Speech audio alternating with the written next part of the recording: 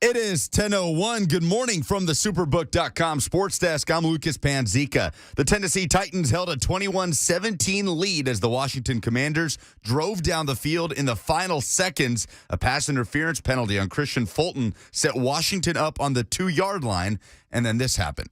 Wentz takes the snap, looking, throwing, intercepted! Intercepted, David Long, 10, 20, 25, 30, runs into his own man. David Long is taken down at the 46, and the Titans have shut down the Commanders at the 2.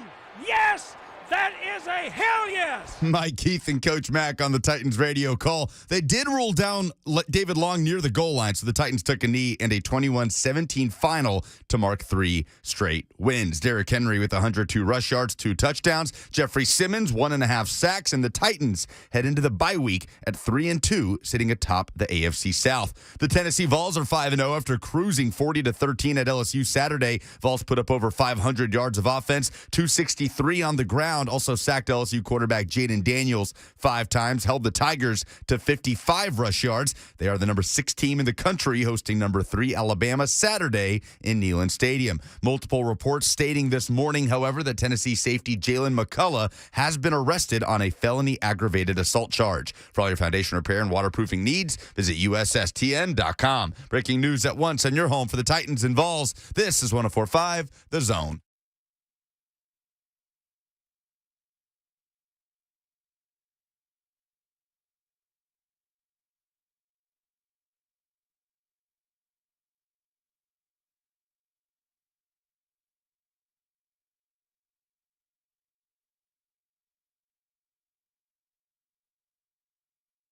How we feeling on a Monday? Welcome into 104.5 The Zone. Hope you are riding high the way that your sports teams did. Everybody but Vandy. How about that? Nashville SC won it. What? I didn't have to stick it to Vandy right out the gate? Yeah, I don't think you had to. That was unnecessary. They You're put right. up a fight. They did, to their credit. That was a weird way for me to start this. My bad. 1-0 Nashville SC over LAFC. The Vols just absolutely, smoking on some Bengal pack this weekend down in the swamp over LSU in a dominating fashion. You got the Preds back in action this weekend overseas. 2 wins on the weekend for the Preds. And then whatever the hell that happened yesterday in Washington, but it's a win nonetheless. It was a football game. There was certainly football. Well, there was certainly something that happened on a football field between the Titans and Commanders. But you know what? To hell with it. 3 straight. What? I don't know when the last time we've had a couple of these where maybe it's in the middle of basketball season and the Vols or the Grizz and the Preds are doing something collectively, and it feels like it's a big winning weekend. But I can't remember a football weekend also with, now soccer and hockey in the mix that felt quite like that, especially from Tennessee. Since you take such joy, by the way, Lucas Panzica making it happen. Good morning. Good morning. Great morning. Yeah. Since you take such joy in, taking me down a peg, you have anything from Friday about me picking LSU? Oh, you didn't grab it? I forgot to grab it. Okay. Well, listen, missed opportunity by you. Missed opportunity, definitely. You finally backed me into a corner to make a game pick, and I picked the damn LSU Tigers. Blaine did. Which no. I took so much joy out of. He does that to me every once in a while. Like, it's not in every, I do the Blaine and Mickey show on Fridays. And, they do the call your shot segment. And it's hit or miss if Blaine's going to ask me to call my shot on something. And it's usually a game. And Lucas knows how much I hate making game picks. And then, you know what? I picked the wrong thing. It happens. You did. You picked LSU. It's rare that they stack these weekends because Vols beat Florida and Titans beat the Raiders the next day. Vols were off last week while the Titans won. And then it happened again this past weekend. So enjoy these times, folks, because they don't happen all that often, especially with the Preds and Nashville SC getting in there. And all important wins, too. The Preds open their season with the sweep, and SC finishes out the regular season with the West Coast win at LA to be the 5 seed in the MLS Cup playoffs. Hani Mukhtar officially the Golden Boot winner this season in MLS, highest scorer. Hagen Doyle on Zone TV. By the way, welcome to join the conversation at any point. We talk about any of the teams that won this weekend, or Vandy if you want. Because honestly, good on Vandy for putting up a fight against Ole Miss. I know the second half clearly got away from them, but still, it looked like there's a lot of Ole Miss fans in the crowd, and it looked like a lot of them were not having a good time for the first portion of it. So 615-737-1045. Jump in at any point throughout the course of the next 3 hours. We're with you until 1 o'clock. Somebody writes on the Zone TV chat, the Bayou, not the Swamp. That's my mistake. The Bayou, not the Swamp. We mustn't mix up the two. Absolutely. Either way, you already had your Gator Nuggets. Now you're on to some what are the snack cakes called? Zebra cakes? Tiger cakes? I'm trying to do something with Tiger. I don't know what to do there. I don't know. Working a little too hard on that. We'll just say we went down and we ate their gumbo. Okay. That sounds just took the spoon out of their hand. Okay, we're treading in dangerous waters now. I don't like that. We're working too hard for food analogies. I don't know. Maybe I'm hungry. I don't know how I could be. Somebody tried to kill me with 6 dozen cookies yesterday in the Commander's press box. We'll talk about that later on, I guess. But with all of these different things, man, Lucas is right. To stack football weekends like this is not something that I think certainly Vols fans are accustomed to in quite some time. I saw all the visuals, all the imagery coming out of Baton Rouge this weekend. I know Slay and Will were down there, and the amount of Vols fans that traveled. And it's such a cool thing as a sports fan when you look at something like a fan base, and there's not a lot of fan bases like Tennessee. Tennessee is a singular fan base in the entire college football ecosystem because of the trauma, for lack of a better term, that they've been through, and now seeming like, do we play the Phil Fulmer clip now? Do we do it now? Well, what are we, 5 years, 6 years removed from the Vols are back and they're going to get a piece of everybody's ass? But now it kind of feels like it. About 3-4 years removed. Okay, not that long. So maybe Phil just looking at the crystal ball. It's coming to fruition a little later than he imagined. But, I mean, come on. What they did to LSU this weekend was as impressive a game, particularly on the road.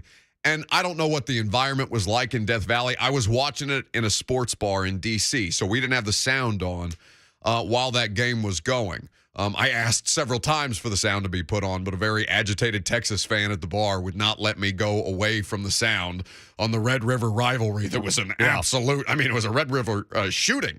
Like, Texas took Oklahoma out back and shot them Old Yeller style. It was unbelievable. But for all these different things, I think that is as good as it's felt in quite some time for the Vols fans. Now, Titans, you can't dismiss anything about 3 straight wins, because Eric Reed on the Zone TV chat, and we'll get to your phone calls here in a second, says, notice how Buck took an unnecessary swipe at the Titans, saying they won whatever that was in Washington. Yeah, whatever that was, because listen, had Carson Wentz not thrown up on himself at the end of that game, and he did the thing. He's 0-4 against the Titans, whatever. You can rub my nose in it if you like, but that was a tough watch on the offensive side of the football. The defense made the kind of plays that you expect him to make, but even the defense, you had another Caleb Farley coverage bust for 75 yards and a touchdown. They haven't had a play that big in Washington since 2019. So don't hold your nose up at me today because your football team won, even if you want to ignore how it is that they went about winning. And by the way, when it comes to the Titans, we're going to get to that, because I had watching it back this morning, landed about, I got back from Washington about a little before 8. So immediately go back, put on the television copy of the Titans game for the first time, because the press box angle is horrendous. Awful. Horrendous. I feel like that's the most plays I've missed in a game because of the vantage point. And listen, my bad, because there was a couple of them on Twitter where I flat couldn't see it. Like the second Derrick Henry touchdown when he's reaching over the top. There's no replay anywhere. I couldn't find the television in front of me, the replay television in front of me in the press box. It was frozen since 10-7, halfway through the first quarter or whatever the case would be. Anyway, so I went back and watched it today, and I've had a revelation about the Titans offense, but we'll talk about that here in a little bit. 615-737-1045. Let's start with Phil in Portland. Hello, Phil. Hey, Buck, thanks for taking my call. Good morning to you and everybody there at the station this morning. Yes, sir. Hey, listen, I wanted to say this. Now, listen, I took your advice. I raised my standards with, my expectations with the Titans. But what I found is that now I'm drinking more because I'm in an emotional roller coaster here because I'm expecting too much. I mean, Buck, look, how much longer are they going to squeak through?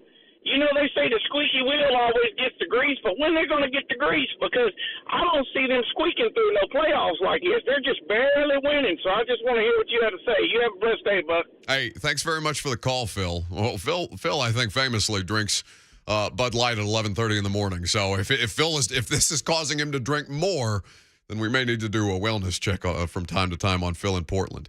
Here's the thing, okay? The squeaky wheel gets the oil, whatever the case may be.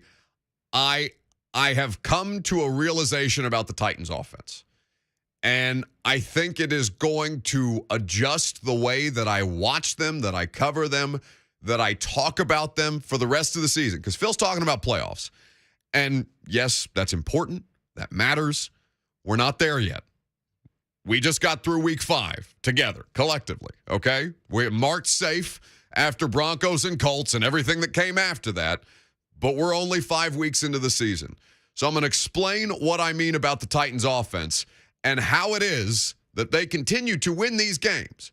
Because there is a remarkable stat regarding this team, this franchise under Mike Vrabel that we're going to give you coming up next.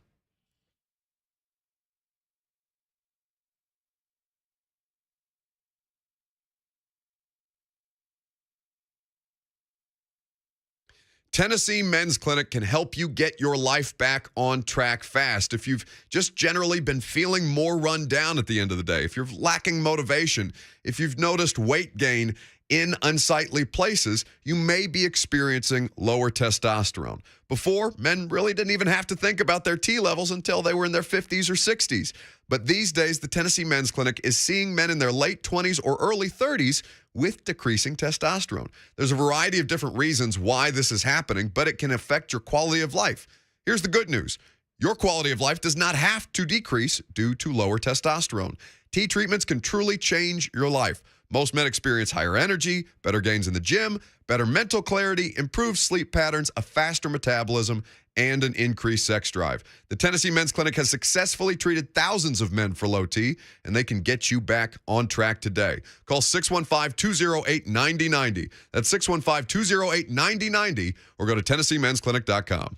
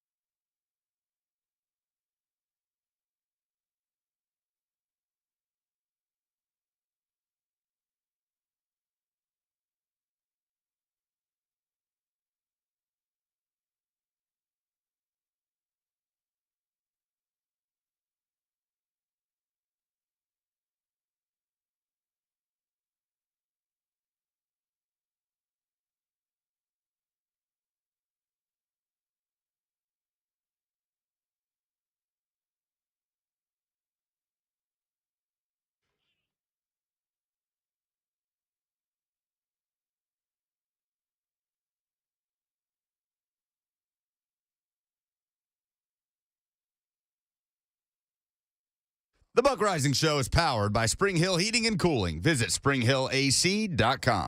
God, have truer words ever been spoken? Found a way. Now, it took a Wentz way, a particular kind of Wentzian way, for them to be able to get bailed out of that game. But to their credit, that's 3 straight. And a lot of this with the Titans, 24-17. Welcome back to the show. Buck Rising here with you until 1 o'clock. That kind of a game is a game, maybe not with the last second, 6 seconds left on the clock when they snapped the ball on 3rd down for Wentz to throw that interception. But I mean, I've seen them make kind of epic defensive plays to end games several times. The thing, though, that blew my mind going back throughout the course of this game and watching it back, it seems like an incredibly stressful way to live, first and foremost. I asked Mike Vrabel after, right when Mike walked into the press conference room, I was just like, "Hey, Mike, how's your blood pressure, man? How you feeling?" Do you have his response? They give me medicine. They have medicine for that stuff. They give me medicine. They give me medicine for this. And he's looking down. He's ready to talk about the game. Whatever. It's just an offhanded comment, but yeah, literal medication to survive these Titans games. But here's a number for you. Here's a couple of numbers, okay? There was an ESPN.com column this August written by Bill Barnwell. He's one of the smartest people at the analytical study of football as anybody in our business, okay? He writes an annual column predicting NFL teams most likely to regress according to the numbers. Numbers, history show that the Packers, Raiders, Steelers, Titans, and Falcons will lose more games. Now, the Titans won 12 games last year. It would be reasonable to expect them to have a little bit of a dip. 12 games and the number 1 overall seed, that's a big task. So, okay, not any kind of a grand assessment that they would lose more than 5 games in 2022. That's not the thing. The thing he starts this off with is that the Titans were the 5th team on this very list a year ago. And obviously they exceeded that win total from 2020 to 2021. Now in 2022, Barnwell was looking at them before the season and saying, okay, there's a couple of different reasons why this isn't sustainable.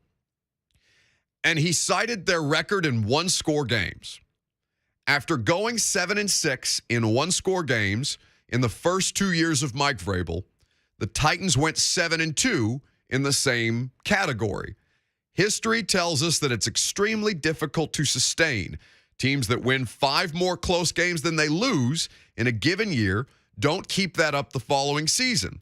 They go from 199-44 in those close games to 102 and 126. So it's a difference of an 800 winning percentage and under 500 winning percentage. In those same games the following year, their overall record declines just by previous season studies. Their overall record declines by an average of 4 wins per 17 games. So all that makes sense. And I don't think there have been a lot of people dispute that at the start of the year. And so they go 0-2. They have the massacre at Buffalo. They find ways to win and string 3 straight wins together. And they're doing it all in these, cardiac game fashion. So you go back to the record in 1-score games. Do you know what Mike's record in 1-score games is since 2018? 23-11. It's a literal coin flip. 3-1 this season. 3-1 this season. Layman had the stat yesterday, 9-3 since the beginning of last year. So they haven't regressed. They've gotten better year over year over year in 1-score games. It defies literal logic and math and statistical data analytics study. It makes no sense.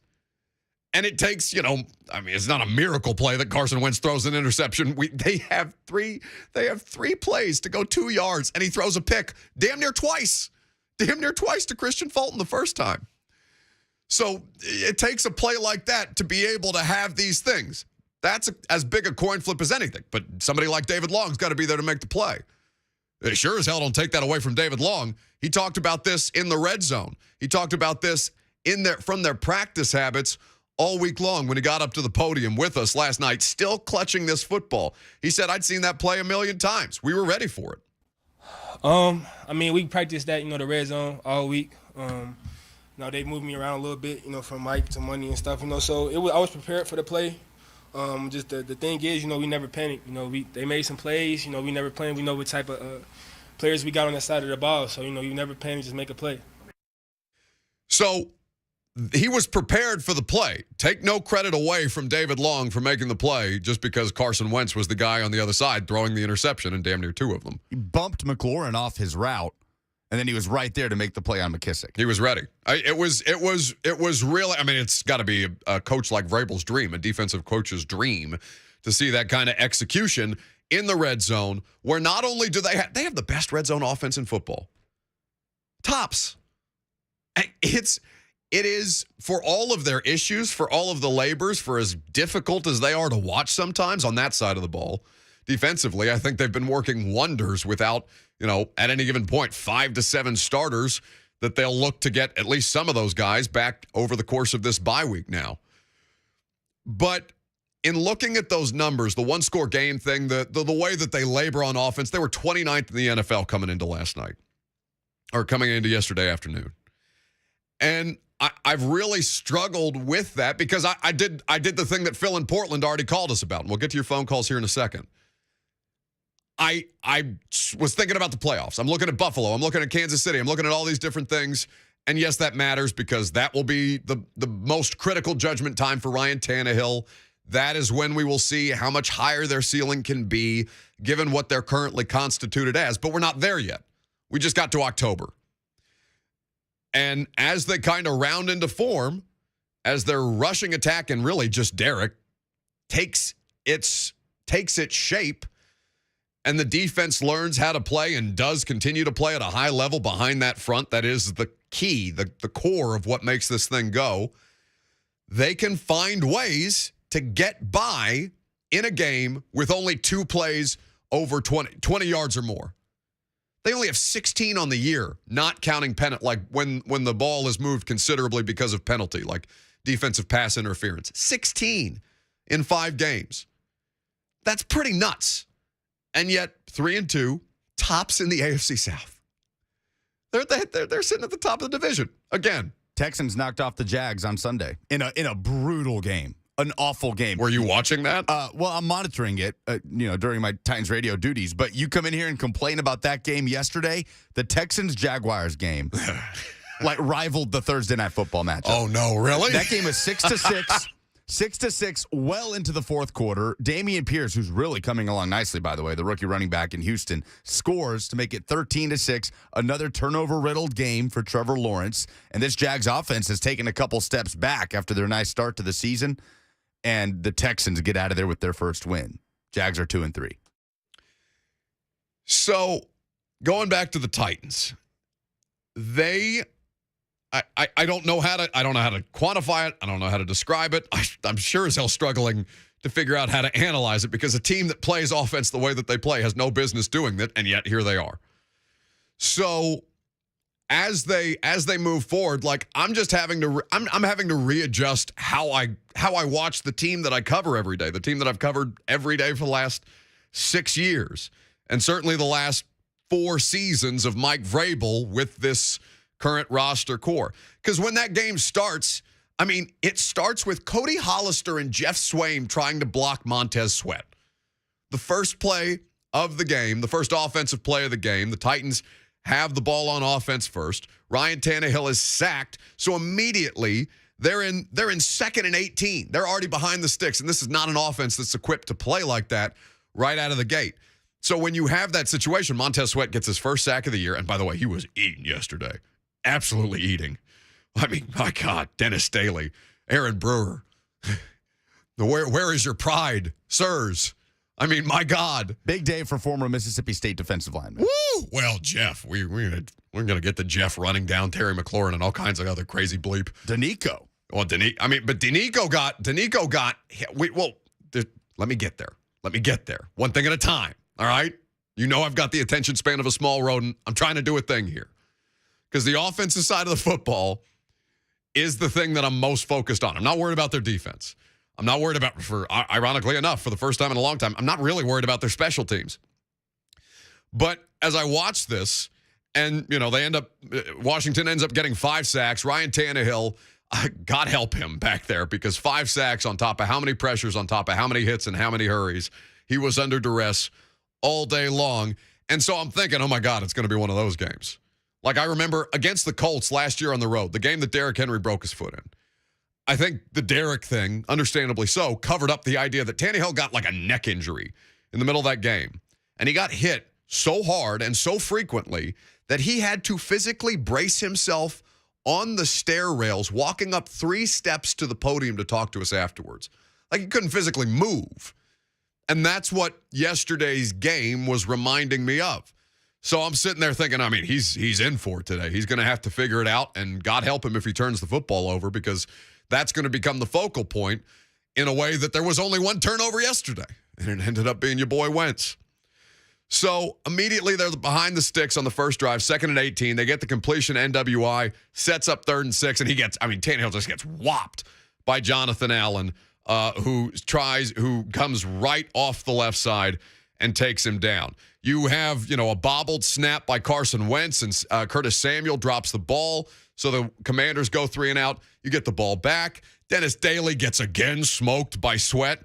On the next drive, you're in 3rd and 7. He gets beat, draws a hold. Commanders have an offsetting penalty. They take the first deep shot, a play that they hit later on for 61 yards to NWI, but they can't connect in that second drive. So again, they go 3 and out.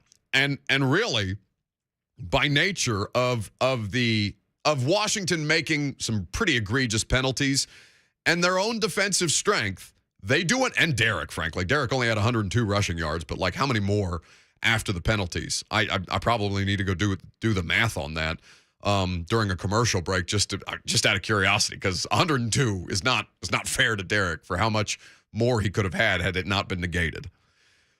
But I guess the thing, like when I watched them, because they did the thing, they didn't run on 1st and 10 every time. They weren't doing that. They were trying to get passes off, not like play action passes. Like they were trying to do a drop back passing game against the Washington Commanders with a front like that. And so I'm just sitting there befuddled and thinking, all right, what am I missing?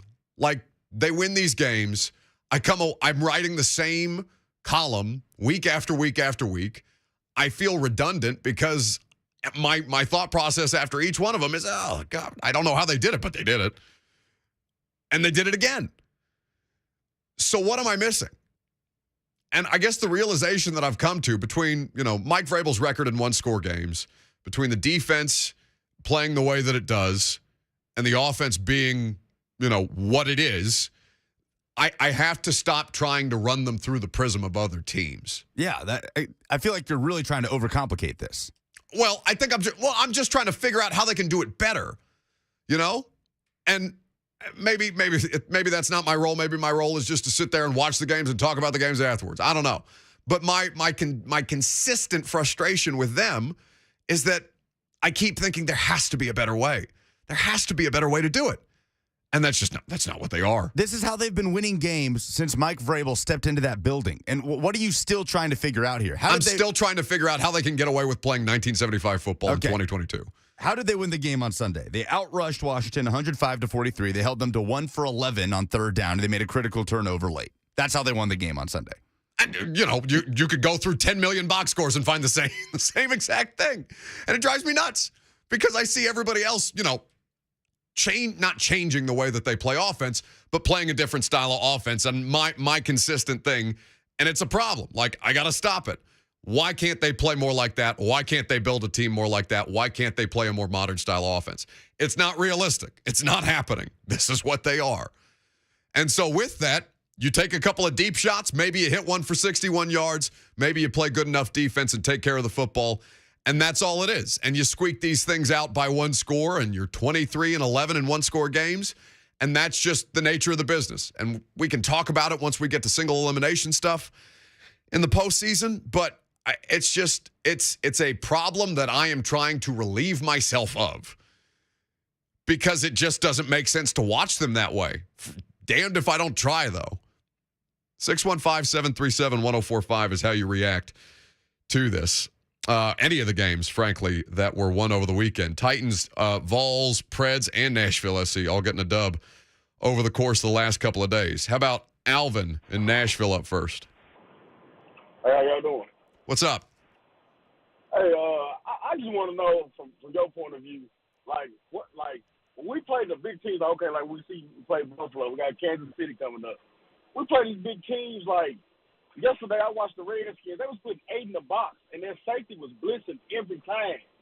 What are we gonna do when we get behind, like you just said?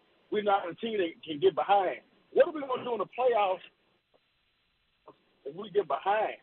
Nobody has ever said, like, man, Tom Robinson, you didn't give no identity, but you let A.J. Brown go other than Derrick Henry. Everybody is keen on Derrick Henry. What are we going to do with these bigger teams? I'll hang up the list. You're going to do what you've always done. I mean, Lucas has been trying to hammer this into my head for the past 3 weeks. You're going to play defense. You're going to run Derrick Henry. You're going to play good red zone defense, and you're going to score when you get into the red zone. Their record against Patrick Mahomes and Josh Allen and like these top Lamar Jackson, these top teams, I know there are playoff games in there as well, but like they always find ways to play those teams closely, more closely than one would imagine, because you're right. Again, yeah, Alvin sounds like he's having the same struggles with them that I am when I watch them on offense and thinking, how could this possibly be so? This isn't sustainable. And there it is, 23-11 in one-score games. What the hell do we know? I don't have an answer for you for postseason. I have an answer. I barely have an answer for you right now, other than David Long made a hell of a play and Carson Wentz gave them a gift, because we were looking around at each other in the press box and think they have no business winning this game. But I've said that so many times. So many times. And the Washington did? No. Like, I don't understand that. But Washington's a 1-4 team. 1-4. Like, it's not the same. That I take issue with. That's a worse franchise. It's a godforsaken franchise. It's a team that has no business playing with the Titans, theoretically. And so to hold them to the standard of, well, Washington had no business winning that game either. No, they're a terrible football team. They are awful. Sam Howell's not even active on game days. I don't know what they're doing with Carson Wentz. They can't enjoy that experience much more than anybody else watching them. But no, don't hold them to the standard of Washington. Be better. And I think that's consistently the thing. Because their record is great under Mike Vrabel, because their playoff success is, well, success in the playoffs different than, I guess, reaching the playoffs. You understand my point, though. Their track record of making the postseason to give themselves an opportunity to win playoff games, it is indisputable. So at some point, I raise my expectations for them, and then they play close games against Washington and the Giants, which, by the way, doesn't look like that bad of a loss now when you look at the Giants going 4-1 and beating the Packers in London yesterday. And you should have had them had Randy made the field goal. So it just comes down to the NFL continues to keep us engaged this way because it feels like a coin flip for a lot of these teams, no matter how big the point spread might be and how much worse or how much better you may think one team to be over the other. At any week, at any moment, on any play in the NFL, your particular team's weaknesses can be exposed to the detriment of a one-score game. And that's the kind of thing that they have found ways to kind of keep their head above water. Which is why I'm confused on what you want them to be. I want them to be better. Show me the team that's putting up 40 points per game and cruising every week. Well, not every week. It's not college football like that. Like, even the Bills have down games, even though I'm watching the Gabe Davis highlight reel again. That's all teams are doing right now. Is just they're finding ways to win. They're just surviving. The Eagles survived the Cardinals to stay undefeated yesterday. That's all teams are doing right now. So I'm just confused on what you want them to be. You want more than that. You want them to win, not just survive. No, surviving is winning. The Titans survived on Sunday. Why are you yelling at me? You're yelling at me like you did on Friday. What are you yelling Because about? I'm just confused by you. I just don't know what you I'm want. confused by them. I want them to play. But why are you confused? You've been covering this team since Mike Vrabel was the head coach of the Titans. And even Malarkey. I was I was here for exotic Smash Mouth. I know what this looks like. And you're here sitting here in year 5 saying, I don't get it. I don't get it. It's been in front of you for 5 years. Okay, it's been inexplicable for 5 years. Inexplicable for 5 years. Other than there it is. It's there every time. Because they're not winning the way that you would win. It's inexplicable to you. That I would win? You think I would? You think I'd be able to you would want call to win. a high-flying offense out there? Yeah, that's right. That's right. All right, we'll get to more of your phone calls coming up. Well, let's get a few more in here since it's pretty backed up. We want to make sure we get to as many people as possible. 615-737-1045. How about Rock in Mount Juliet? Hey, Buck, I was just calling. I wanted to say that this Titans team, they kind of remind me of the way the Bucks played when they were under Tony Dungy and had Mike Allstott as a starting running back. Yeah. And then secondly, I wanted to say Alabama's got is going to be in for it for 60 minutes next week. Whether they got Young or Milrose as a quarterback, Tennessee's just going to WTFA on them. I appreciate the call, Rock. I do think there's a big difference between Bryce Young and Jalen Milrose. We'll talk about it. Milroe. I called him Melrose, like ML Rose. Like I said, maybe I'm hungry. 615-737-1045. Continued reaction to the Titans and maybe the Vols coming up next.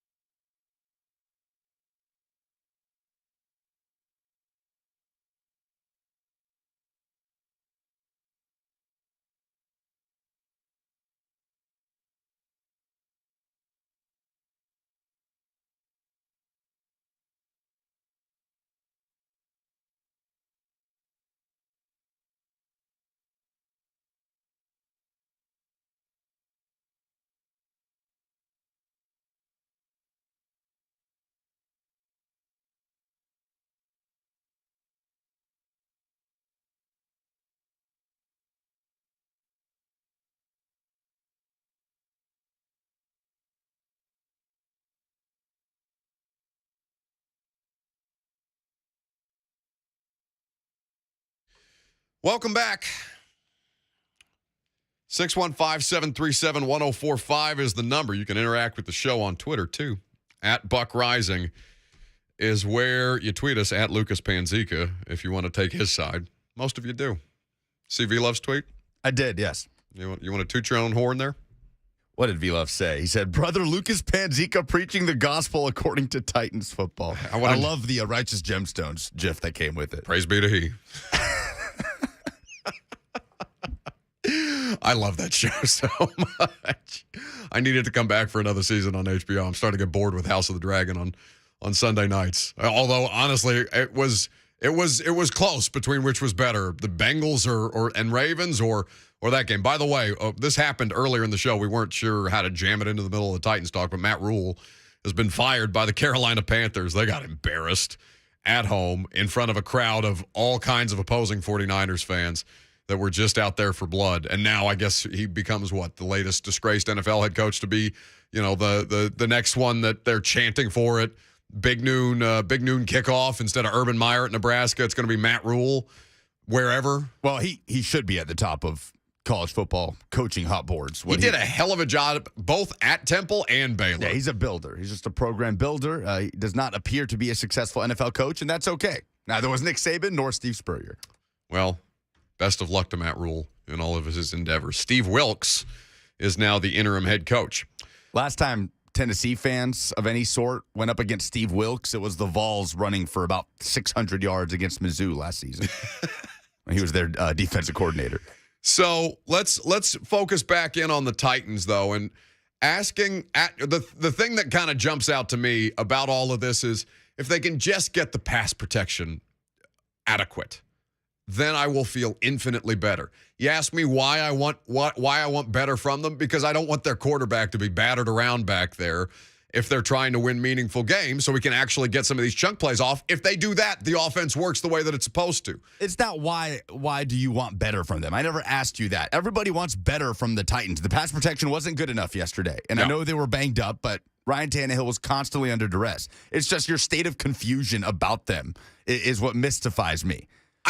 My state of confusion revolves around, how does the offensive line look like that? How are you out here playing with a 275-pound guard in the NFL?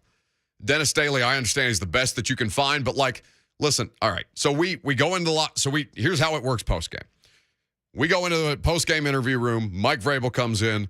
They say, Tannehill will be here in 5 minutes. You can go get him. You can stick around if you want to, or you can go to the locker room. Immediately after Vrabel ends, we usually go in the locker room. So who do you want to talk to? You want to talk to David Long, but he's going to come to the podium. You want to talk to Christian Fulton or Roger McCreary, because the passing defense was something that they found ways to stay in it. You want to talk to Jeff or Danico because they were ungodly yet again. And offensively, Derrick Henry, probably Nick Westbrook-Akina, Ryan Tannehill, but also the offensive line. I wanted to talk to Dennis Staley. And you know who got the hell out of there, Terrence Mitchell style after Oakland? Or rather Vegas? I don't even know if he washed his eye black off his face before Dennis Staley got out that locker room. He didn't want to talk to anybody, nor should he. So if they can figure out the pass protection situation, I guess that's my primary source of confusion. I know how big the drop-off is without Lawan. But even beyond Lawan, there are still some deficiencies there. Dylan Radin started yesterday at right guard for Nate Davis, and I thought he was one of the least of their concerns. And that's a pretty perilous situation to exist in. I don't know that there's a fix with that. It just may be that. And I'm watching a lot of bad offensive line play around the league. What did Tom Brady say the other day when he was asked about the parity in the NFL? And he said, no, I'm just watching bad football. It may well just be that. And you find ways to win bad football games. That's all well and good. It's 3 straight. Nobody is trying to take that from you. I want to see what they're trying to see as far as their vision for the offense, and if that's possible with an offensive line like this. 615-737-1045. How about Chuck in Clarksville? Hey, Buck. Hey, I'm not going to bitch about the Titans because I'm looking at their depth chart, and right now they have 7 starters that are either out or on IR, which is 28% of your lineup. They've got 18 of the 53-man team out on IR or out. which is 33% of your line, 33, almost 34% of your lineup. They've got 3 defensive starters, two of the probably top 10 pass rushers in the league, and Zach Cunningham and Marty Hooker. That's 4. They got 4 defensive starters out. Cunningham, Dupree, and Landry have all been Pro Bowlers, and Hooker probably isn't far from it. So, I mean, when you look at what they've got out right now, it's miraculous that we're 3-2, and we're just a missed field goal that Bullock normally hit from being 4-1. And then you look at, everybody wants to compare us to Philadelphia because of AJ. Philadelphia has 2 starters out. That's it. So, hey. Thanks for the call, Chuck. The music means 60 seconds on the clock. That's what time we have for calls, so we can keep them moving. We appreciate it, though. I mean, yeah, the injuries are absolutely a factor in this. And listen, defensively, it is fair to expect them to get some reinforcements. The offense is what it is. Beyond what? Traylon Burks, Lawan's not coming back. Who am I missing on the offensive side of the ball? Well, Davis was out yesterday. Nate Davis, yes. Nate Davis yesterday. And by the way, Nate has been great. I had initially after the Imani Hooker contract extension, I'd said, okay, I think I had the idea that, okay, Jeff and Imani, and if you got to live without David Long and Nate Davis, and both of those dudes are making me eat my words. And Racey McMath been on IR. Since before the start of the season. You'll forgive me if I don't yet consider Racey McMath a critical piece to the offense, just because we haven't seen it yet. No, it was what, 2, maybe 3 weeks of training camp. Yeah, and then it kind of petered out. But who's to say? If he's going to be an impact player, it's entirely possible. And maybe that makes the difference on a deep shot where he's running behind the secondary the way that Nick Westbrook-Akina may struggle to get separation sometimes.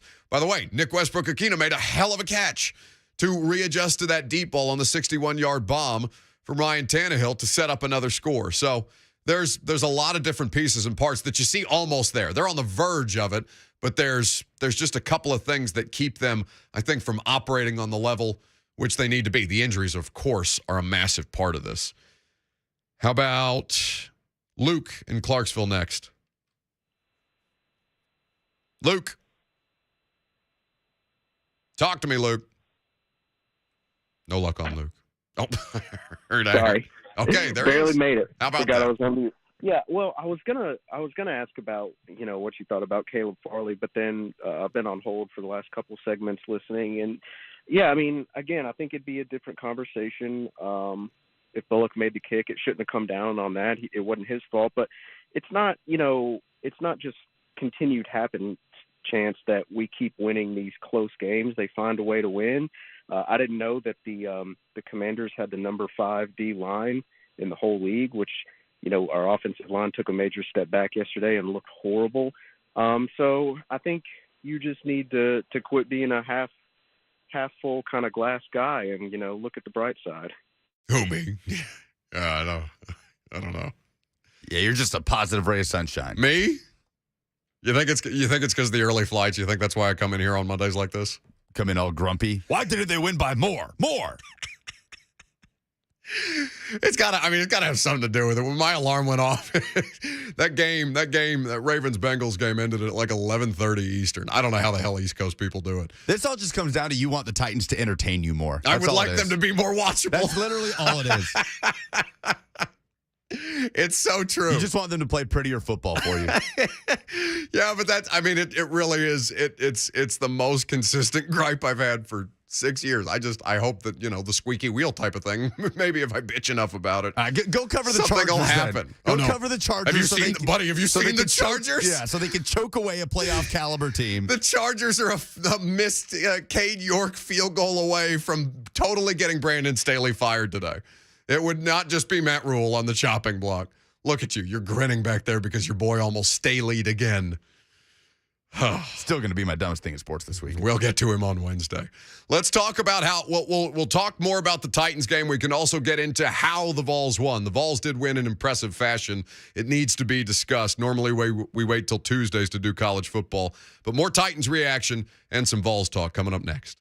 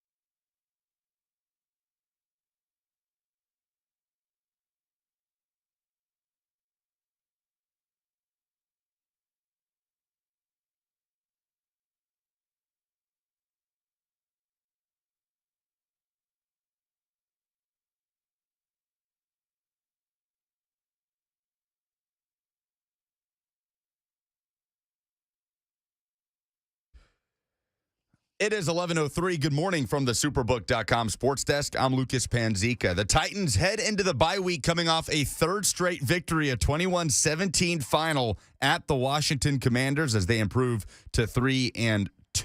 Ryan Tannehill was sacked 5 times, but Derrick Henry with 102 rush yards and a pair of touchdowns. The Titans got to Carson Wentz 3 times, and a game-sealing interception by David Long sealed it for the two-tone blue. Long talked about that play afterwards with the media. We practiced that, the red zone all week.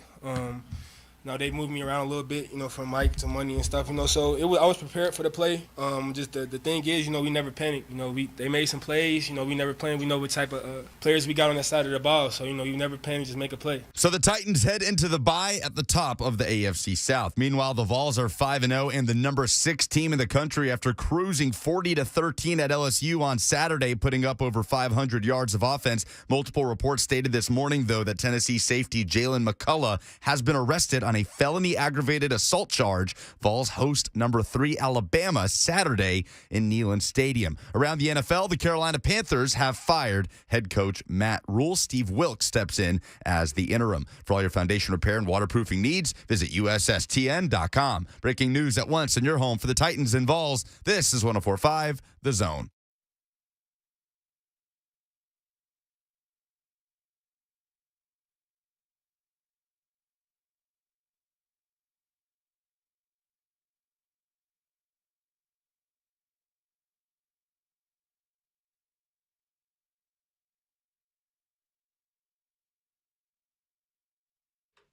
Second down on a Monday. Welcome in. Welcome back. If you've been spending your time with us so far, we are so happy to have you here.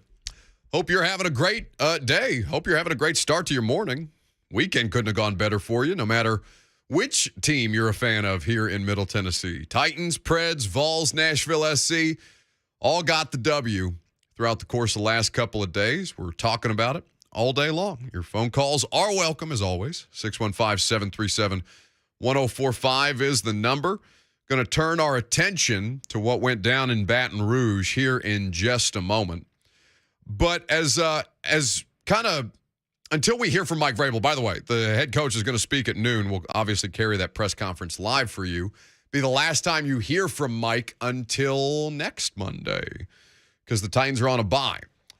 So we'll see. We'll kind of get some wrap-up thoughts. He'll have had time to watch the game more closely after, obviously being a part of it from the sidelines, and we'll see what kind of wrinkles there are that were not necessarily evident yesterday upon the initial discussion.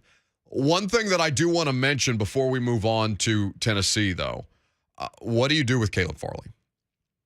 What do you do? He gets beat for the 75-yard touchdown yesterday. It's the longest passing play for Washington since 2019. And I've seen this. So it's happened twice now where he's given up a completion of 40-plus yards. 3, if you count the Jake Kumaro 39-yarder against Buffalo, where he was forced into action in that spot, and it did not necessarily go smooth for him. So he's just having these fundamental breakdowns in moments where they cannot afford a chunk play. This one, though, was particularly bad because he just loses his feet while he's running. And I don't know. Like, the whole selling point initially was the elite athleticism, and that may still be so. Like I said, you look at this guy, he's built like Jalen Ramsey, but he doesn't play like him. In fact, I'm not sure what positives there are to be gained from him at this point. I had somebody talking to me last night on the primetime show while I was doing it about, well, Mike Vrabel can't keep pulling him. It'll continue to affect his confidence.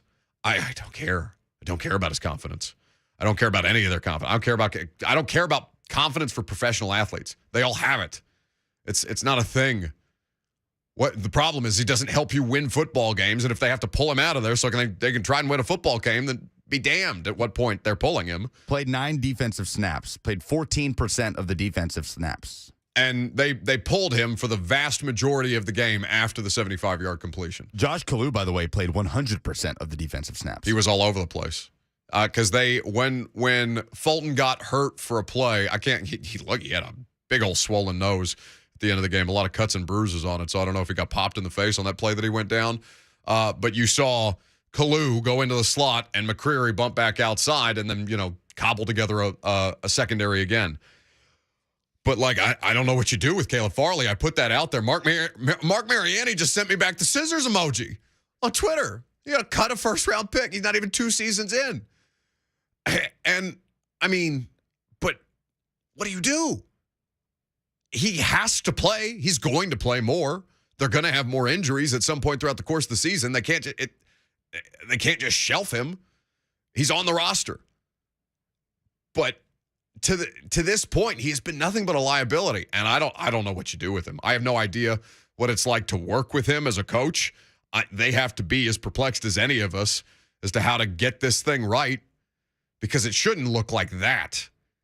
It shouldn't look like that so consistently, where some of these chunk plays, they've had 6 total go for 40 yards or more, and Caleb Farley has been in coverage on 2 of them. You know who I feel this team could use this season? Buster Screen. Oh, my God. Buster's probably chilling somewhere in the Bahamas and enjoying his retirement after a very long NFL career, retiring the day that they reported for training camp. Or, well, at least we were informed that he was retiring the day that they all reported for training camp. I don't know what date he actually retired. But just looking around me like, glad that's not me. I played some good snaps for this team last year. I got the hell out. I'm good on that. Yeah, they're hurt. Well, and frankly, Elijah Molden. I guess the bye week will be beneficial for him and for Racing McMath as they look to kind of iron these things out. So maybe beyond the bye, if Elijah Molden gets through, it's a groin situation, I believe.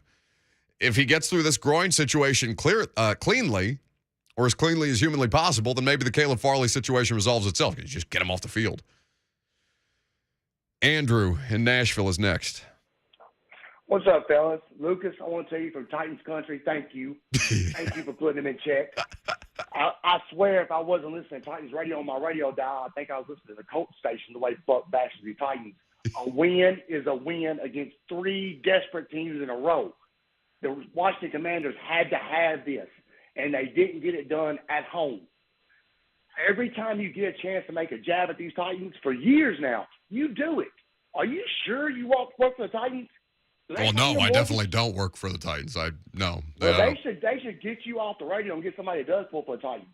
'Cause, man, I'm about tired. It's on my nerves. A win is a win. All right, Andrew, I totally understand the win is the win. Stick with me for a second. I totally understand the win is the win stuff. But, don't you also want better from them? I know there's nothing better than a win. You get the win, whatever. But aren't you at some point also looking for them to kind of evolve and be one of these teams that you don't have to worry about? You are in these cardiac games every week. That doesn't bother you? Yes, it bothers me, but I also know that Washington Commanders have a lot of first-round picks, high first-round picks on that line. I also know they was in the playoffs 2 years ago. I also know that we have an injury list that rivals none in the league, and they're patchworking what they can. You take the Bud Dupree off that line, what you got? They're still getting it done. You take Molden out of that secondary. What you got? They're still getting it done. They're doing what they got, what they can with what they have, and they pull out a win. They're first in the division after going 0-2. It really is crazy that they're back on top of the AFC South. It's nuts to me. Thank you for the call, Andrew. You think it'd be better if they put a Titans employee on here to talk about these games afterwards? No, I think it's good for you to have the unbiased opinion. That is important. But the problem is, people think it's, Colts homerism. Right. Well, I can vouch for you that you do not give a damn about the Colts, because I was with you and all your buddies last weekend in Indy that are Colts fans and that acknowledge that you never cared about the Colts one bit growing up. Not once. But the thing is that you keep floating out there about being this more modern offense. Don't you want them to evolve with it? Then you're asking them to be what they will never be under Mike Vrabel. Yeah. So I feel like you're just running in place when you continue to do that. That's what I'm saying. That was the whole 10-20 segment. Yeah.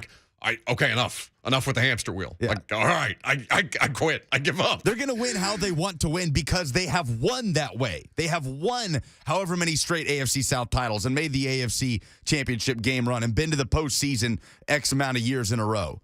They have won that way because that's how they want to win. That's how they're going to continue to win as long as this is the regime of the Tennessee Titans.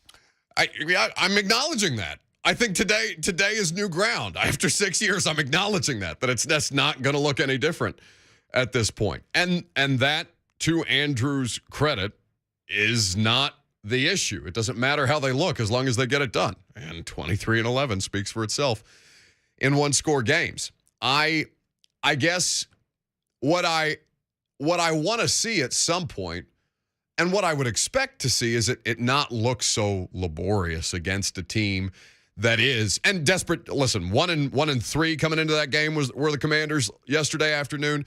They're in a desperate spot. Like, it's getting what's the cliche? It's getting late early for the Washington Commanders coming into that game. So they got to find a way to win. By the way, they almost did. If not for David Long. David Long makes the play, saves the game. But it can only be laborious right now with what this team is missing. That is the only way it's they just can been win two right seasons. now. It's been 2 seasons of it. And so there's all the I guess the place where I struggled, because this was a problem for me with Mariota too. All right. It's no circumstance is created equal in this spot. But what I'm saying, like around Marcus, my thing was always, all right, there are reasons why it looks that way. He's not got enough help. He's dealing with injuries, and it just continued to kind of hamster wheel to the point where I felt like I was just making excuses for a guy who couldn't get it done. And so even as I'm acknowledging the injury situation, it's almost like an overcorrection. You know what I'm saying? Like I did that so much with Mariota, where I felt like I was doing people a disservice the way that I was talking about it, because they were getting pissed because the guy couldn't produce. And here we are on the other side of things, where the injuries are all over the place and the opportunity for excuse is all over the place. But the production, as far as win-loss margin, it's there. 615-737-1045. More of your phone calls. We'll get into the Vols, the way that they won, coming up next.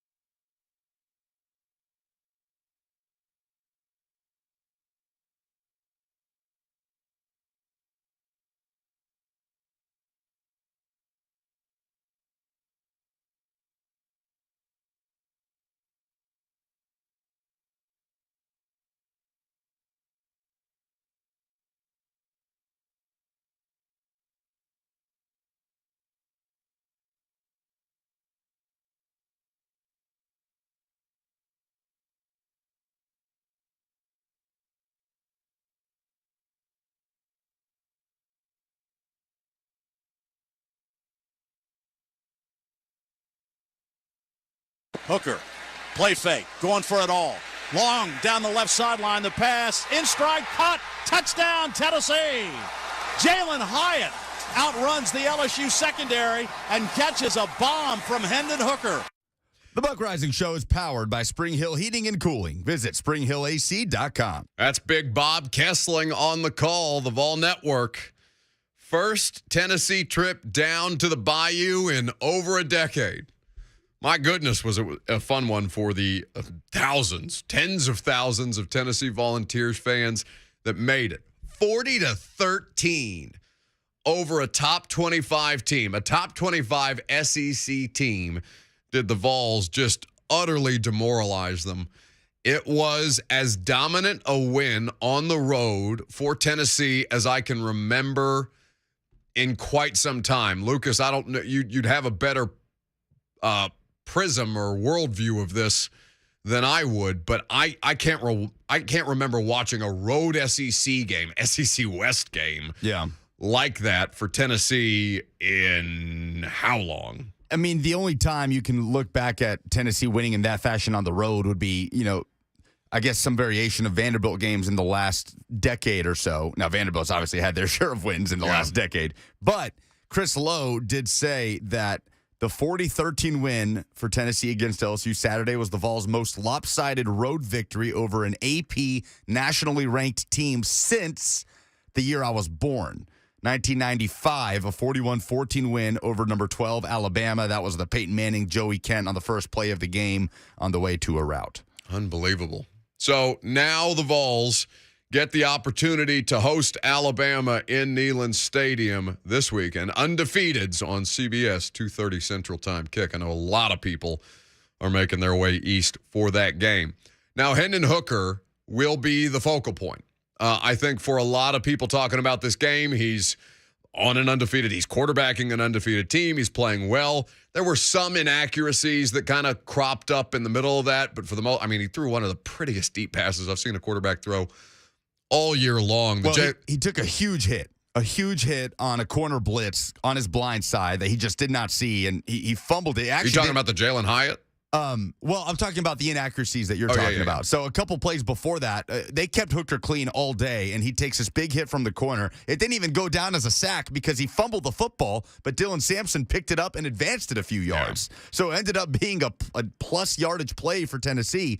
Really, it was a sack fumble that didn't go down as that. He was very shaky in the 3-4 plays after that, and that's where you saw the missed balls wide open over the middle. But Tennessee was still able to get down and score a field goal for the double dip there at the end of the first half. 239 yards passing, 56 on the ground, and it wasn't just the offense. Like the defense was out there eating. 5 sacks for a team coming into this game. They were ranked 95th in the country in total defense coming into that game on Saturday and found a way to absolutely dominate, take advantage of some LSU miscues. Brian, did you watch any of Brian Kelly's postgame press conference? He looked stunned. And the answer was, we got out-coached, and we weren't expecting it to look like that at all, obviously. Well, it's never happened to him at the FBS level. Last time this happened to him as a head coach was when he was coaching Grand Valley State. So I guess what's the thing that gives you the most confidence heading into this Alabama game? Because it's been quite some time since the third Saturday in October has carried this kind of significance, right? Tennessee up to 6 as of right now. Alabama holding strong after that.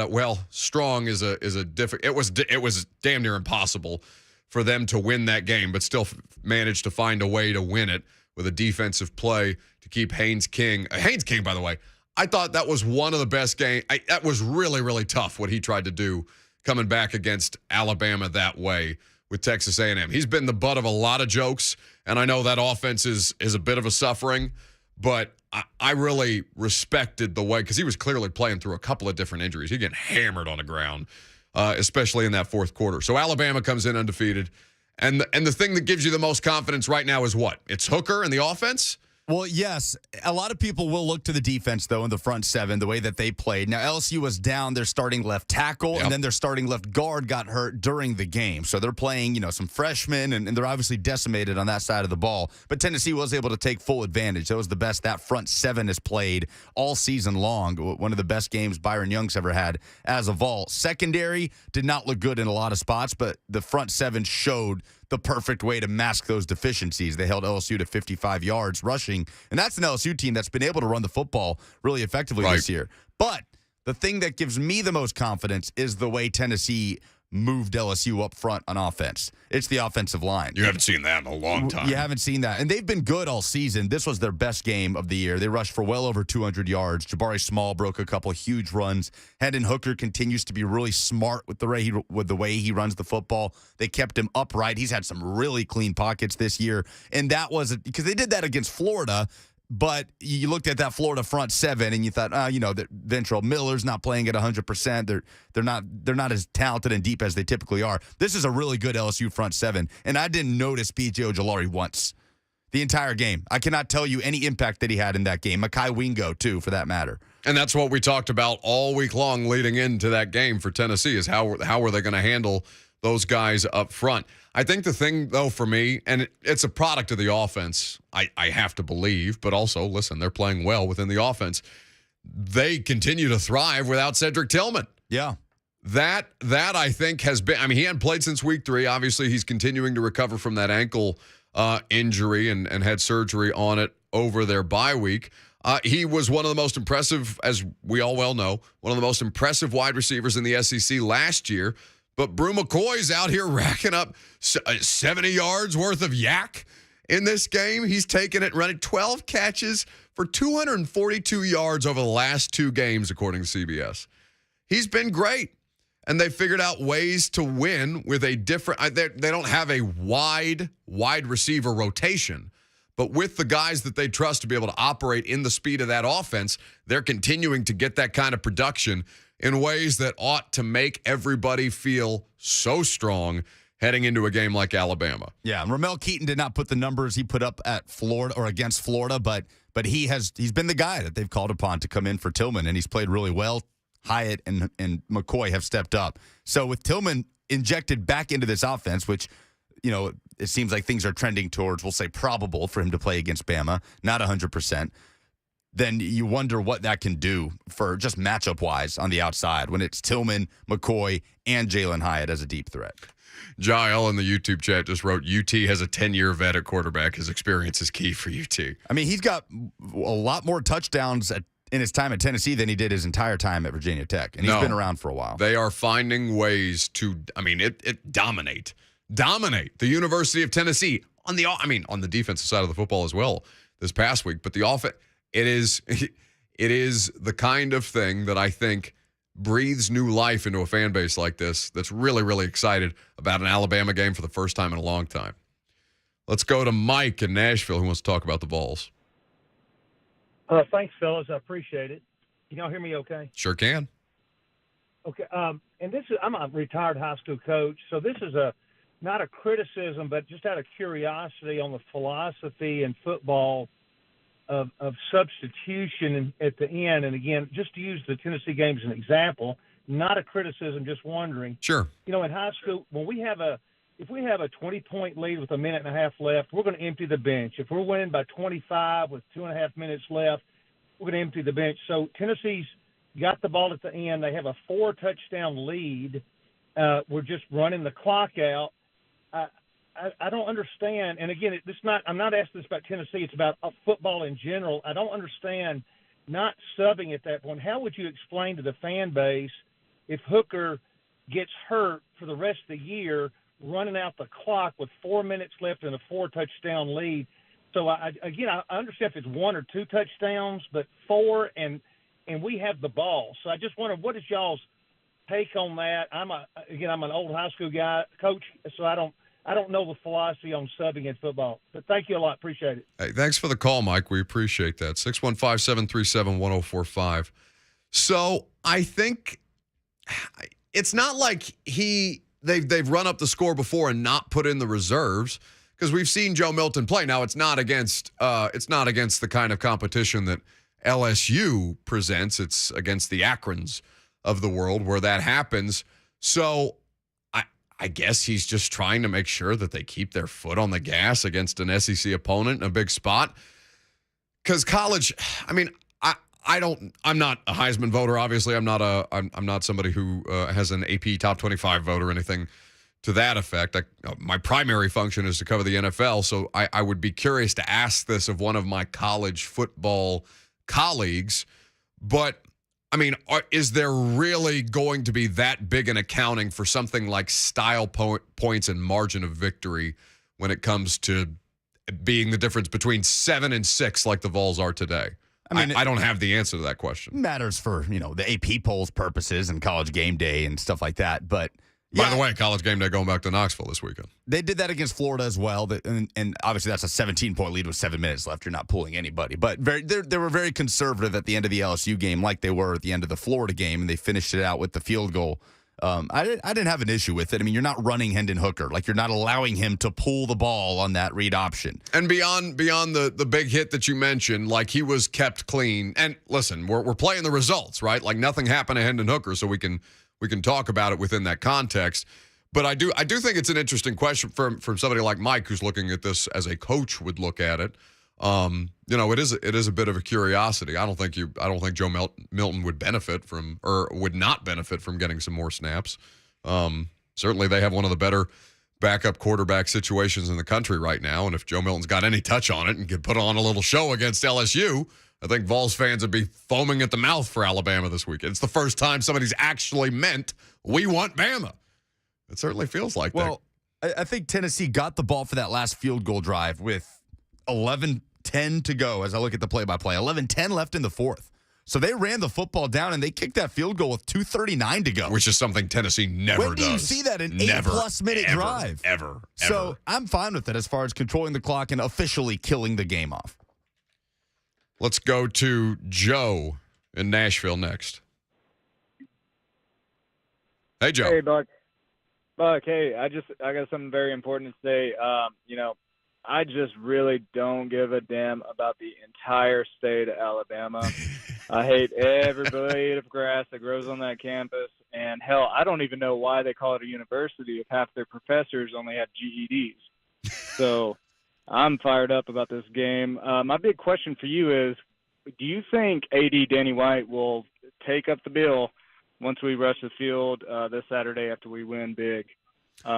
Really like to hear your thoughts on that. Have a good day. Thanks very much for the call, Joe. Oh, it's Bama week. It is officially Bama. Hey, Joe, but it feels like it. Joe, yes, it actually feels like the third Saturday in October. Let it flow, baby. Hey, you know my position on hating sports. More of it. I think it benefits everybody involved. I think it gives these games a lot more juice.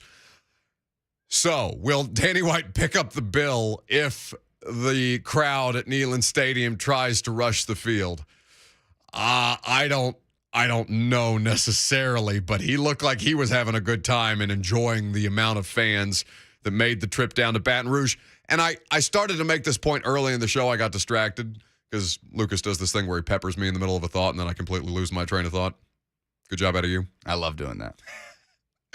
But I thought it was But I don't think they will rush the field. I hate you so much. I just wanted to do it again. But seriously, I don't think they would rush the field. Would you shut up? What I'm trying to say is, I think it's cool when a fan base like the Vols takes the time, effort, and investment necessary.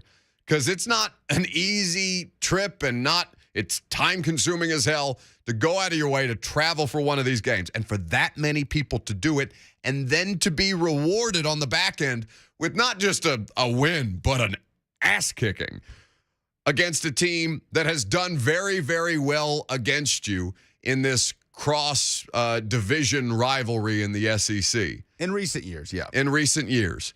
This is the kind of thing that you want for fans of a sports team who have been dragged for as long as Vols fans have been. This is the kind of thing where now you puff your chest out a little more and you say, I hate every blade of grass that grows in the state of Alabama, and all their professors at the university don't have degrees. They have GEDs. Well, every time Brew McCoy caught a pass, you heard the brew. Like, it was raining loud. Down. Like overwhelmingly loud. I saw some, as I mentioned, I watched this in a sports bar, but I saw some highlights after the fact, and I thought like I was hearing something else in the background. I didn't realize that was Vols fans at Tiger Stadium. Let's hear from Josh Heupel, Jalen Hyatt, and a couple of other Vols about how many Vols fans traveled on Saturday. You could feel it as soon as we got anywhere near the stadium. And when our players walked out, man, our fans were in their seats early. You could feel their energy. And as the game unfolded, man, they were a factor and a part of the game for us. And it's rare that you have a fan base that travels the way that ours is right now, man. It's a great time in Rocky Top, and we appreciate our fans. It's a blessing. Shout out to Vol Nation for making that trip down here and showing up in a huge way. I feel like their presence was definitely the difference of the game. To be honest, it didn't feel like we were on the road. As far as Vol Nation coming out, supporting, especially here in Baton Rouge, it's a blessing to be a part of this group, just a part of the fan base. And I love that they came out to see us play and support us. And, everybody in that locker room, we love Vol Nation. We love everybody that comes and support. So in order, that's Josh Heupel, Hendon Hooker, and Jalen Hyatt talking about the way that the Vols fans traveled. Damn sure Knoxville, Tennessee is going to be rocking this weekend. Let's go to Dusty in the state of Texas. Has a prediction for Saturday. Somebody going to hurt somebody. Somebody going to kick somebody's booty. Somebody going to get their ears pulled off and their eyes pulled out. Of the many, many men who have tried and failed in the past, I'm talking about being the first 3-time winner of the Bunkhouse Stampede. For you hockey fans, it's a hat trick, if you will. Saturday, baby, at the Omni in Atlanta, Georgia. We're going to get funky like a monkey. Buy a ticket, walk in, sit down, and watch it happen live, baby. Is that another wrestler impression? I don't know. I think is that a Dusty Rhodes? We need to call in our WWE expert, Rhett Bryan, executive producer of Titans Radio. It must be. Every time it happens, Lucas's face is just like, "What is that?" I'm just so confused because we just don't get the references. Like, this is not the show. I appreciate it, but I feel like we're not the show to do that because we just look at each other like, I don't want them to stop, though, even though I don't get what's happening in the middle of them. Like, I don't want them to stop. Is that weird? Like, I'm completely disoriented by what that was, and yet I want more of those. Who's next? How about, the Bama Fool in Murfreesboro? What's up, Buck? Talk to me. Hey, not saying that Tennessee won't win, won't say won't lose, but be careful what you wish for because Bryce is back. Is he going to play on Saturday? I mean, I know it's still up in the air at this point, but I mean, it would be really difficult to imagine a situation where he doesn't try and give it a go. I know Jalen Miller. It was interesting. They announced Bryce Young as the starter. Yeah, they played all the mind games they could on Saturday. He was out there warming up in full. I say warming up. He wasn't going through the same sort of motions and warm-ups that the other quarterbacks were, but he was up there in pads and everything. And Nick Saban said after the game he wanted to go in at the end. I mean, he was asking the coaching staff to let him go into the game at the end there, and they didn't. But I think that looked like a guy that will be ready to play the following week. I mean, he wasn't walking around, with something on his shoulder with no pads and street clothes. He was a possibility to play the whole time.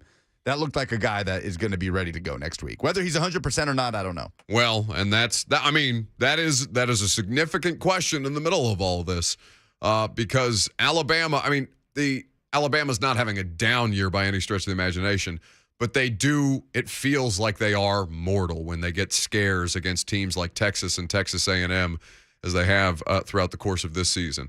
More reaction to the Vols over LSU. Bama Hate Week calls if you got them. A news item, though, a Tennessee safety arrested. The details on this are pretty interesting, and we'll give you those coming up next.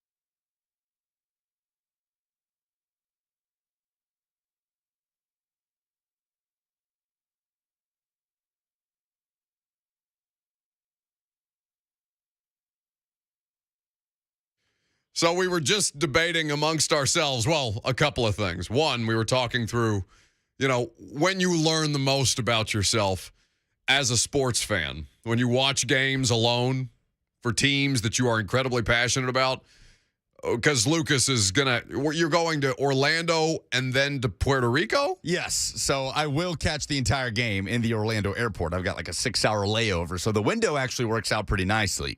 But I'm going So to... you're airport watching the game alone? Yeah. So I'm going to get off the plane and start power walking through the terminal and just scanning for orange. And you're concerned how you may act if you are not surrounded by your brethren, because you handle these things not diplomatically if your team is in a stressful situation. Well, because no. I'll watch games, like I'll watch Indiana basketball games at a bar, at a hotel bar, if I'm wherever the case may be. If I'm watching by myself, I'll just do it in silence. Like I'll seethe in silence, right. But I won't like get up and pace and huff and puff and all these different things. You it seems are the opposite. Well, when I watch a game by myself, the few times I've had to do that and nobody else is in the room, then yes, I'm getting up and I'm hyperventilating and I'm pacing back and forth and I'm, outwardly expressing all of my emotions with no inhibitions. But if I'm watching the game alone at like an airport sports bar, then I'm like you. I will seethe and I will stew and like bottle it, and that's deep repressions that only come out in therapy. It's much more unhealthy. Oh yeah, absolutely. To do that and bottle it up and just be like sitting there shaking with like nerves popping out of your face. Give yourself an aneurysm in an airport bar on the way to Puerto Rico for bye-week vacation. That'd be good. 615-737-1045. You want to talk Vols, LSU, want to talk Bama week. We'll get to some Titan stuff a little later on. Don't forget Mike Vrabel. We're going to carry that press conference live in about 10 minutes. James in Ashland City is next. Yes, Buck. This game has obviously a lot of implications for the future of the Tennessee program to take that next step. Here's the way I look at the game. I think if we put 8-9 people in the box and stop their running game, I don't care who's quarterbacking.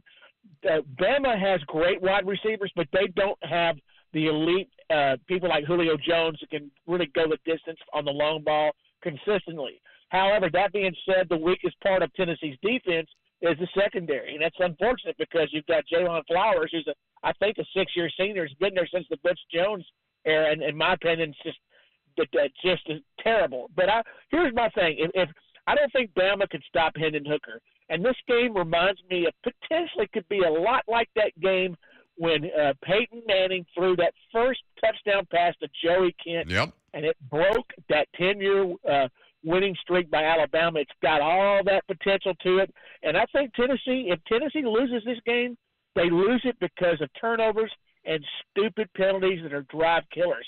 I don't think Bama can stop their offense. Now, whether or not Tennessee can stop Bama, that's another story, because UT's front seven looks great. It's much improved. I think Lucas and you both would agree that front seven is much more improved than it was last year. My worry, Buck, moving forward is the secondary. I'll hang up and see what the two of you think about those comments. Thanks so much. Thanks for the call, James. We appreciate it. Just under the gun. So, to the secondary and to the defense. Now, he's correct in saying they don't have any of these crazy, stud wide receivers that Bama has been producing over the past couple of years. They do have Jahmyr Gibbs, who is just an incredible football player. That dude is an absolute stud. To the question of the secondary, though, since we're talking about the secondary, they obviously already have some injuries there. But safety Jalen McCullough arrested and charged with aggravated assault early Sunday afternoon following the win over LSU. So the police report on this is pretty interesting. According to the report, the victim accidentally entered McCullough's apartment on Saturday afternoon. After realizing the mistake and apologizing, the victim turned to leave where McCullough followed him. The Vols safety punched him, causing the victim to fall down the stairs. So Tennessee hasn't, as of, I know they have media availability. Actually, they should have had media availability by now. I think Heupel is speaking as right now. Oh, Heupel. So we don't know what Heupel has said about this just yet, other than he was made available to the media earlier, in this hour. So he has been, obviously he's been a focal part of their secondary over the last couple of years, now in his senior season. And looking at the situation, I don't know how this plays out, obviously, legally, but this is not – it's an unfortunate circumstance. Now, the detail about the guy just kind of waltzing into Jalen McCullough's apartment is one thing. Then you may feel differently about the felony aggravated assault. But to follow him out of the apartment afterwards and then, allegedly punch him in the head that way, I had a buddy get drunk and do that one time in college. Not, follow somebody out of an apartment and punch him in the back of the head, but accidentally walk into someone else's home. Yes, drunkenly walk into somebody else's apartment thinking it was his apartment and falling asleep on the couch, only to be arrested the next day, and we had to go bail him out of the drunk tank. Which was laugh out loud funny after, no harm was done. And I don't think there's anything on his record legitimately, but yeah. So it happens. But, every once in a while you walk into a college football player's apartment, he punches you in the head.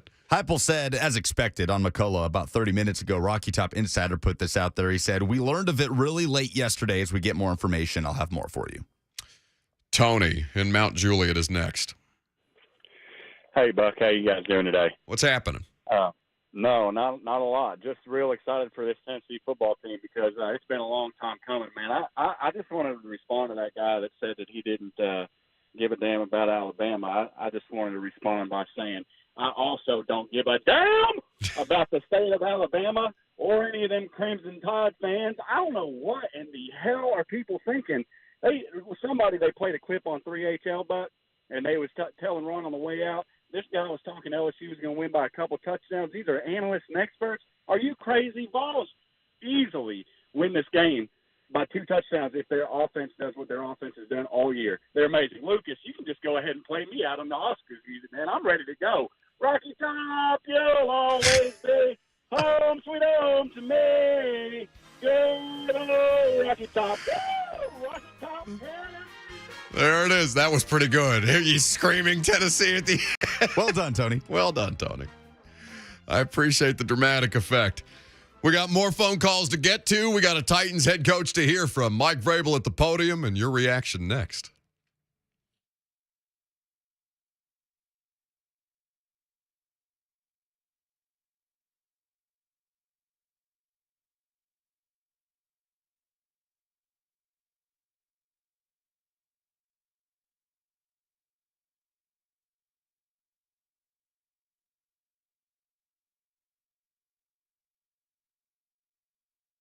Buck Rising here from my good friend Gary Ashton. Gary's the don't sell without the intel guy, so people ask him all kinds of questions, including what's it like to work in real estate? Well, if you're looking for a great career, I got 3 reasons why you should join the Gary Ashton team ASAP. 1, success. The Ashton team was just named the top RE/MAX team, not just in Nashville, but in the entire world. 2, trust. Nashvillians like me trust Gary's team because they live here, they love it here, and they offer careers with unlimited potential. And 3, community. The Gary Ashton team sponsors the Nashville Predators as well as this radio show, and we're just recognized as the #1 donation source for the Children's Miracle Network. Bottom line, the Gary Ashton team added 65 new agents last year, and they want you to join the team this year. So don't sell without the intel. And if you're looking for a great career, the Gary Ashton team wants you in 2022. Call the Ashton team with RE/MAX Advantage today, 615-301-1650, or visit GaryAshton.com.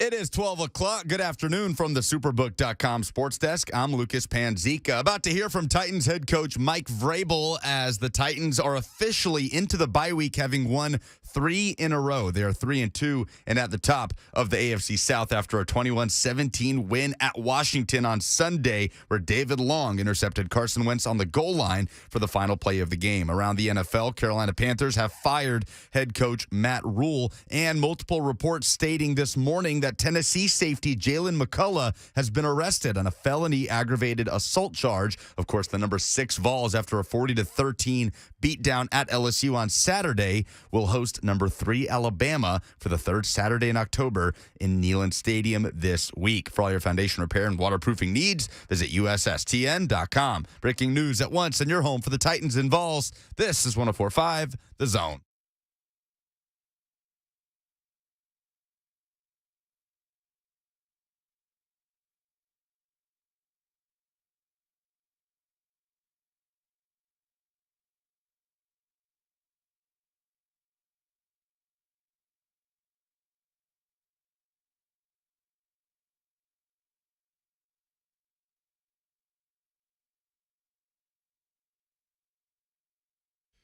Third hour on a Monday is upon us, but you're not here to hear from me. You're here to hear from Titans head coach Mike Vrabel. So why don't we send it on out to St. Thomas Sports Park live right now.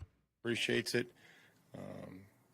To be able to stand in there and, get hit and try to, work through his progression and, take care of the football and all those different things. I think that the more times that the quarterback gets hit in this league, the more chance you have for error. So we have to work on that. We have to improve that. But it's been great that he's been able to exhibit that kind of toughness, and make plays to help us win. What helps you get to the bottom of the X plays that you've given up?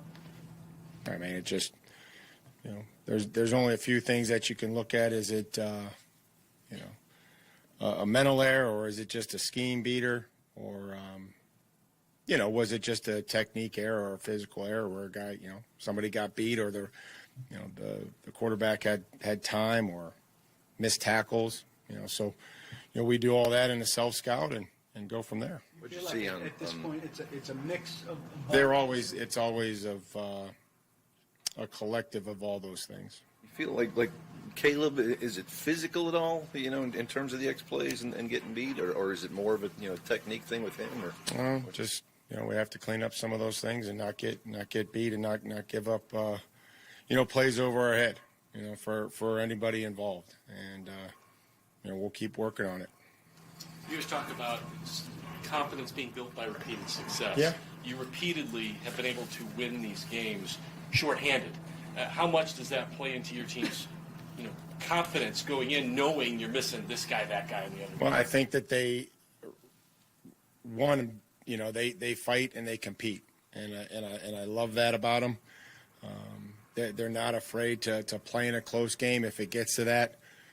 We would rather it not. We've said that numerous times, but they understand what the situation is, what it requires.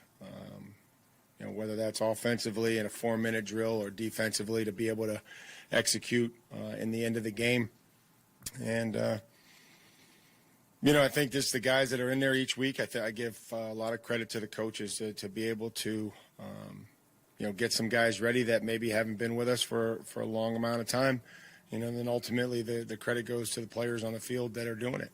So well on third down defense yesterday, and how big a key do you think that was to? Well, it's a huge key to be able to affect the quarterback.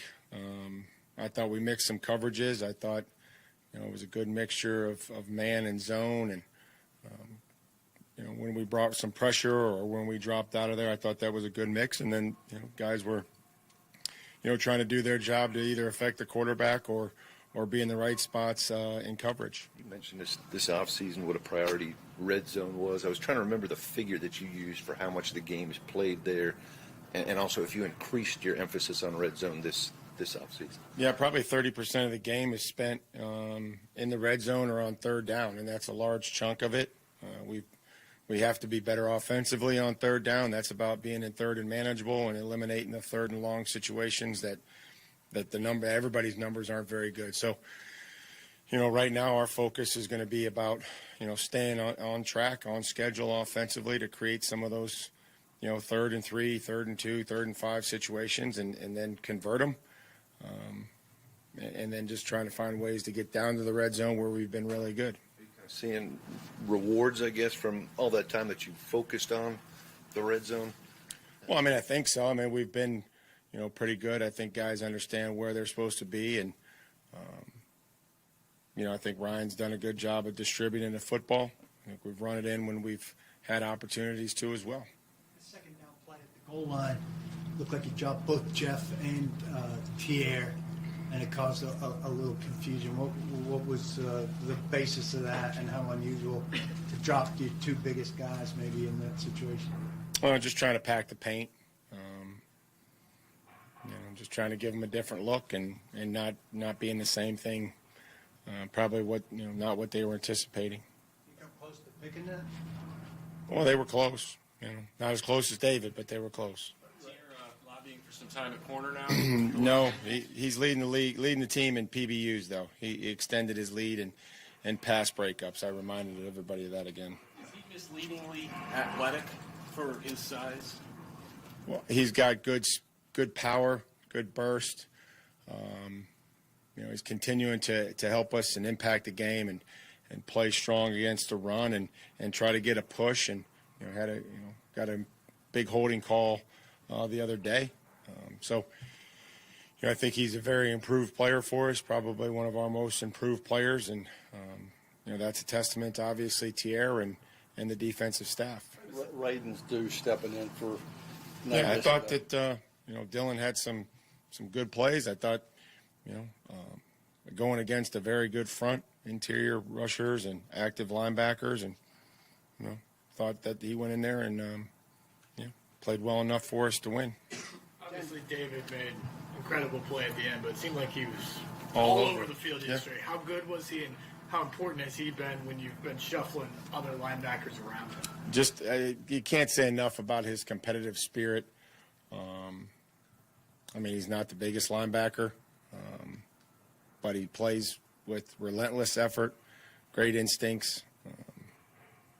Just love being around him every day. Just the type of person that he is and how hard he plays and how important it is to him.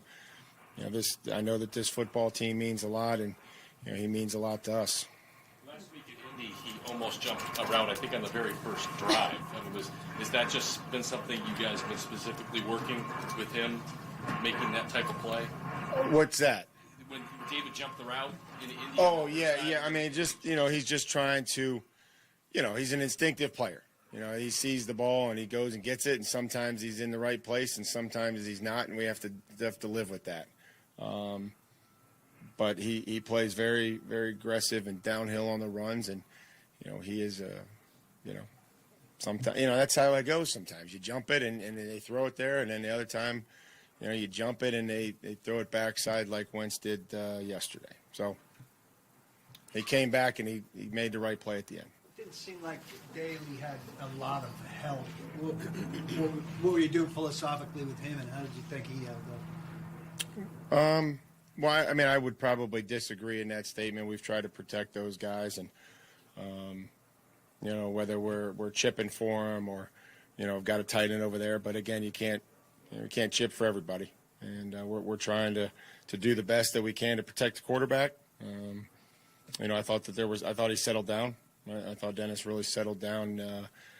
I don't think that any of us offensively started out very well, and I think that we were able to get Derek going a little bit. We were able to get into the drive. Made a great play on the screen. Came back and followed it up with Dontrell. And unfortunately, some of those runs that we hit, they called us for a penalty for whatever reason. I'm not sure what they saw, but that's what they saw. So it was good to see Dennis settle down, but we'll have to be better collectively to help a quarterback not get hit as many times as he did.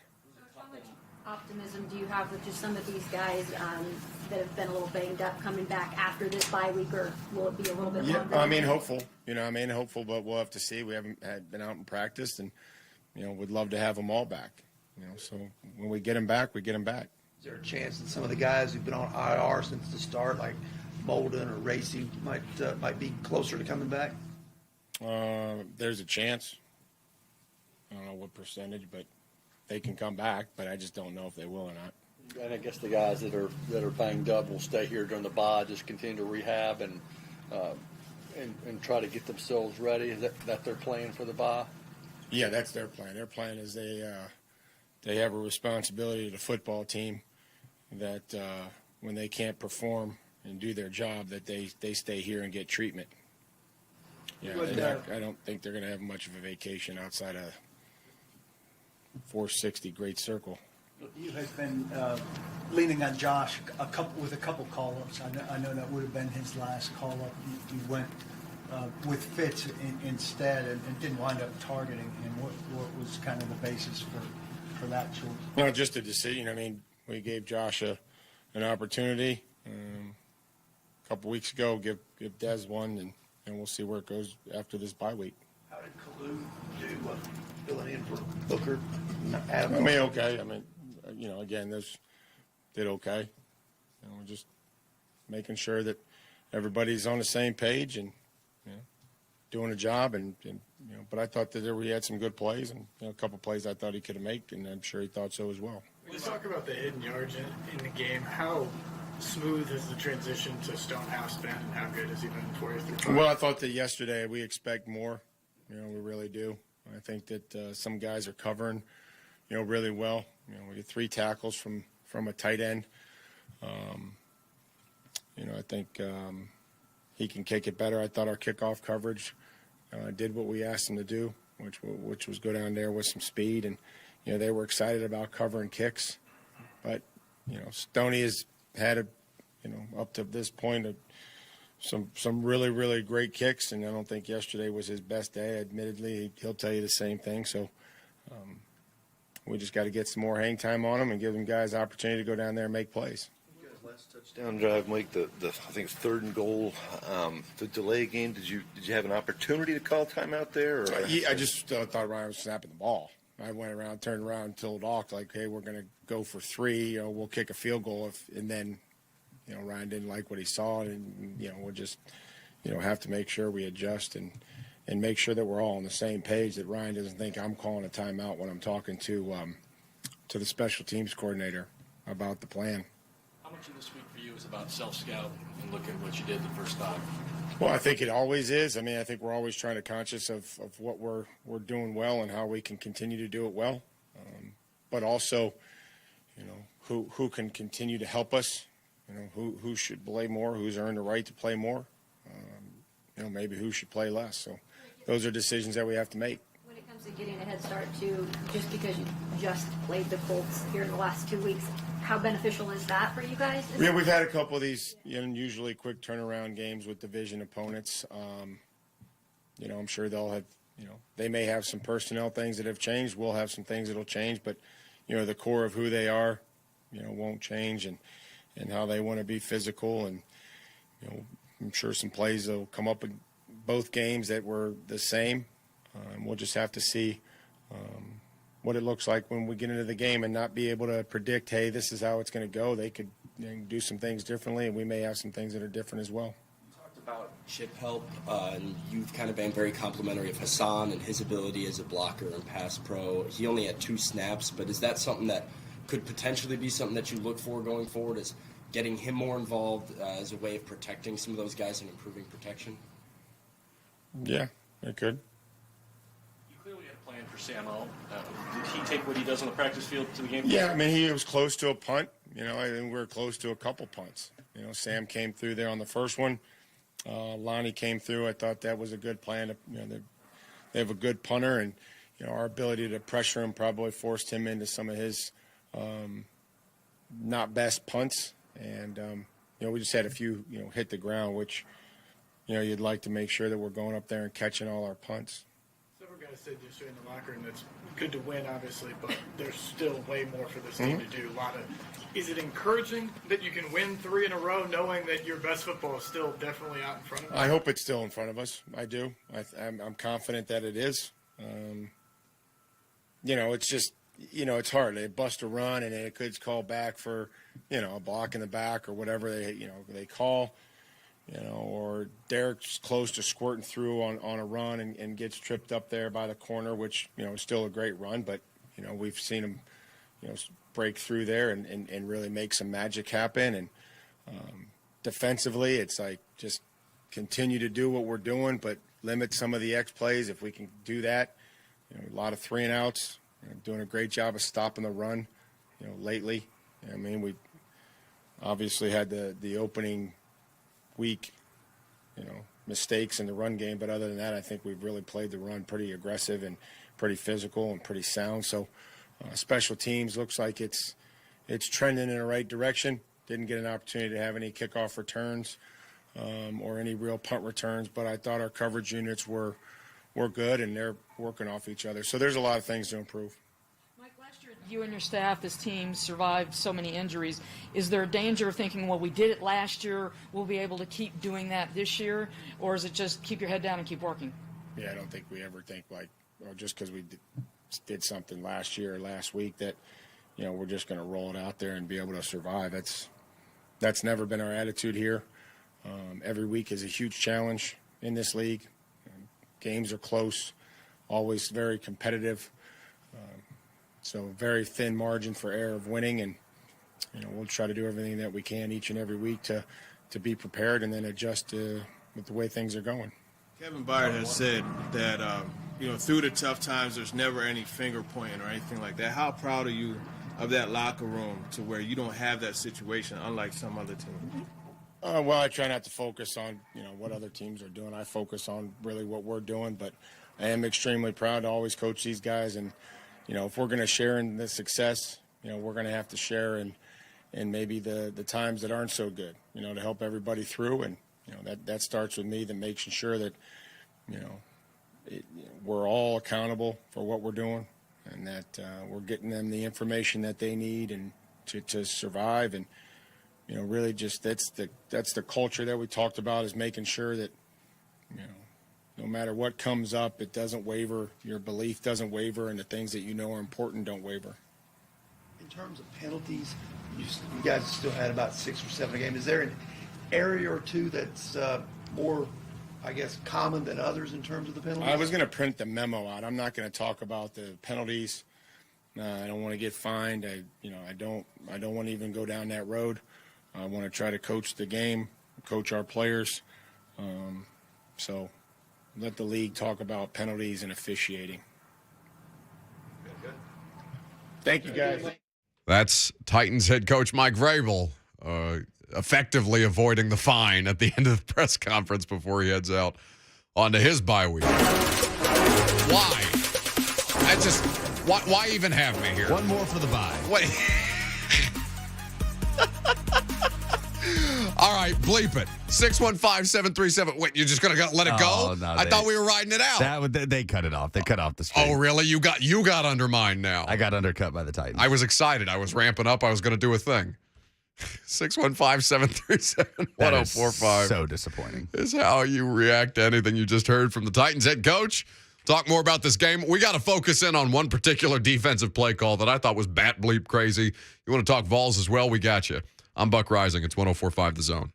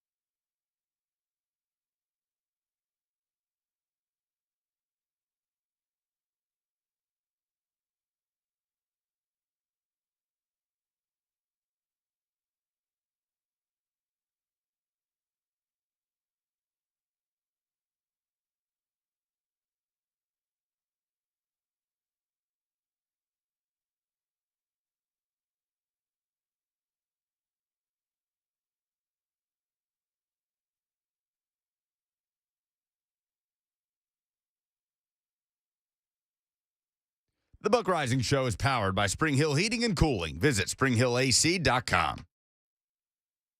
So, Titans head coach Mike Vrabel touching on a couple of subjects before the team is out of the building for a handful of days.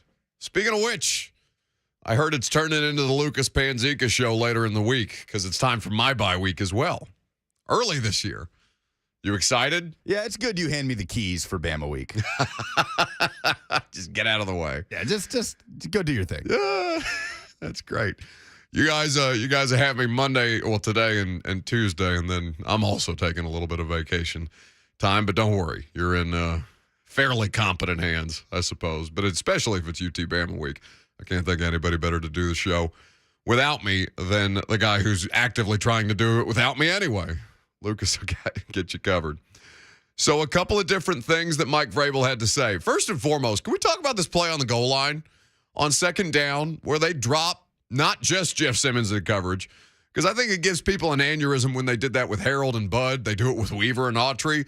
But yesterday, they dropped Jeff Simmons and Tierre Tart into coverage on the goal line for reasons, that could only be explained. Because when you look at the game situation that they had in that spot, you know that the Commanders can't risk running the ball there because they didn't have any timeouts left. And Tart gets another PBU. He's leading the team. He's got 5. And you know who's second on the team in PBUs? Is it Jeff? It's Jeff. That's crazy. Let me hear from Mike Vrabel because I texted my Titans brethren, my Titans media brethren group chat and said, hey, can somebody ask Mike about dropping the 2 defensive tackles on the goal line and completely shaking the hell out of Carson Wentz? This was the exchange. Well, just trying to pack the paint. Just trying to give them a different look and not being the same thing. Probably not what they were anticipating. You come close to picking that? Well, they were close. Not as close as David, but they were close. You're lobbying for some time at corner now? No, he's leading the team in PBUs though. He extended his lead and pass breakups. I reminded everybody of that again. So it was a pretty wild play, and Mike kind of sloughed it off and said, yeah, we're just trying to show him something different. Who the hell drops their 2 stud DTs into coverage with second and goal with the game on the line leading by 4? Hey, those Tart and Big Jeff might have been the 2 best defensive backs on the field for the Titans on Sunday. Yeah, there is that. Big Jeff's chasing down Scary Terry after he breaks 3 tackles from Titans DBs. We've talked about this when Jeff runs down a running back on a screen and you're like, oh my God, how can something that size move that quickly? But when he chased 4 different Titans missed a tackle on Terry McLaurin, and Jeff ran him down. Was it the same drive where he ran down Wentz as Carson Wentz is desperately trying to scuttle out of the sideline, and Jeff just pushes him with 2 hands? He goes flying into the Titans bench. I want to say it was the same drive because at least I know they were heading the same direction on the field. It's crazy. It's a 2-handed push. He goes launched into the bench. Especially Terry's not a big guy. I know he's built, but Jeff is 6'4". I think he's under 300 now, and he is moving out there. Terrifying human. Tierre Tart has the interception last week, leads the team in PBUs. I don't know. Unreal. So you have a couple of nifty defensive calls like that keep them in the game. Derek R. writes on YouTube, Pop-Tart CB1. Absolutely. Absolutely. And then the other thing from Mike Vrabel that I was confused by is the delay of game. So Ryan Tannehill, when they're on the goal line or they're in the red zone, just turns away from the play and starts to walk towards the sideline. Mike made it seem like Ryan just assumed they were calling a timeout in that spot. No timeout gets called, and they take a delay. You remember last week when Tannehill was asked about, the clock management situation hadn't been great so far under you guys this year, and he promptly responded with, well, that's your opinion. Well, I was kind of with him at the time because I don't think they were outright bad, but what the hell was that? I was very confused by that sequence. That could have turned out really bad if they don't score on that drive. I don't have a sample size of covering other NFL teams to kind of hold that up against to say how many times those kind of like brain fart moments happen. Like he just assumed Vrabel was going to call a timeout. Yeah, but like, and Vrabel thought they were going to run a play. Mike and well, he was turning around to Ackerman. He said to say, "Hey, we're going to run this play, but if we don't get it, we'll take the 3. We'll kick the field goal." And Tannehill, it's weird because there's been like 2 other examples I can think of where it's happened kind of like that, where the 2 of them just kind of lose track of the clock in a situation, which is weird because this is the first this season, right? But that has happened before. He had didn't he have a weird delay a game earlier in the year? I can't remember specifically, so it may well be the first one. I'd have to go back and look it up, but yeah, that was a bizarre situation. Now, it didn't end up costing them ultimately, but I mean, when it's just that's the kind of thing I guess I'm talking about, Lucas. When your margin for error is so thin and you make mistakes like that anyway, on top of the issues that you already have as a team where you're playing these one-score games and it just feels so much harder than it needs to be. Like you can be, I don't want to call him lethargic on offense because that's not how I would describe Derek yesterday, but you can have these deficiencies, we'll call them, on offense and not be penalized the way that they have been penalized very frequently. Now, Mike's, he clearly disagrees with a lot of these calls that they're getting because if he would not have copped out of it at the end to say, I'm just going to, whatever memo the league puts out, I'm not trying to take the fine. I'm not trying to talk about the officiating. Because I think he disagreed with a couple of different calls in that spot, particularly the roughing the passer on Jeff. Now, I know Jeff came back and got a sack the next play, but I saw the replay on that, and it's kind of like the Traylon Burks hold in Indy. Like it wasn't Tom Brady roughing the passer call. That was awful. Woo!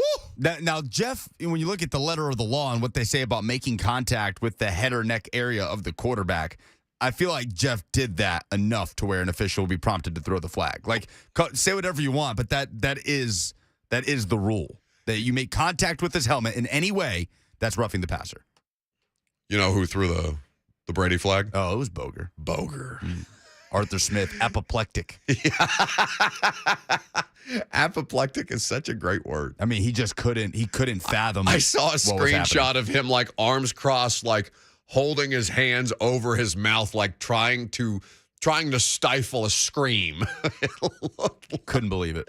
I mean, nobody could. No, that was Jerome egregious. Boger had to publicly come out and say something about it. It was so egregious. It's rare that the NFL, because you had like Tom Pelissero tweeting out like the letter of the law rule for people on the internet to say, okay, I mean, this is the letter of the law. Do you think it fits that?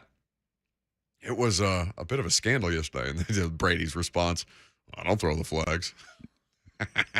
But that's the thing with the Jeff roughing, right? Like if you take out the letter of the law and you look at the Jeff play, say, okay, well, I could see how an official looks at that as making contact with the head or neck area. It's soft, but it is what it is. Well, Jeff didn't like it and got a sack on the next play. He rage sacked Carson Wentz. Yeah, whatever angers him. Ugh, goodness. Alex in Nashville is next.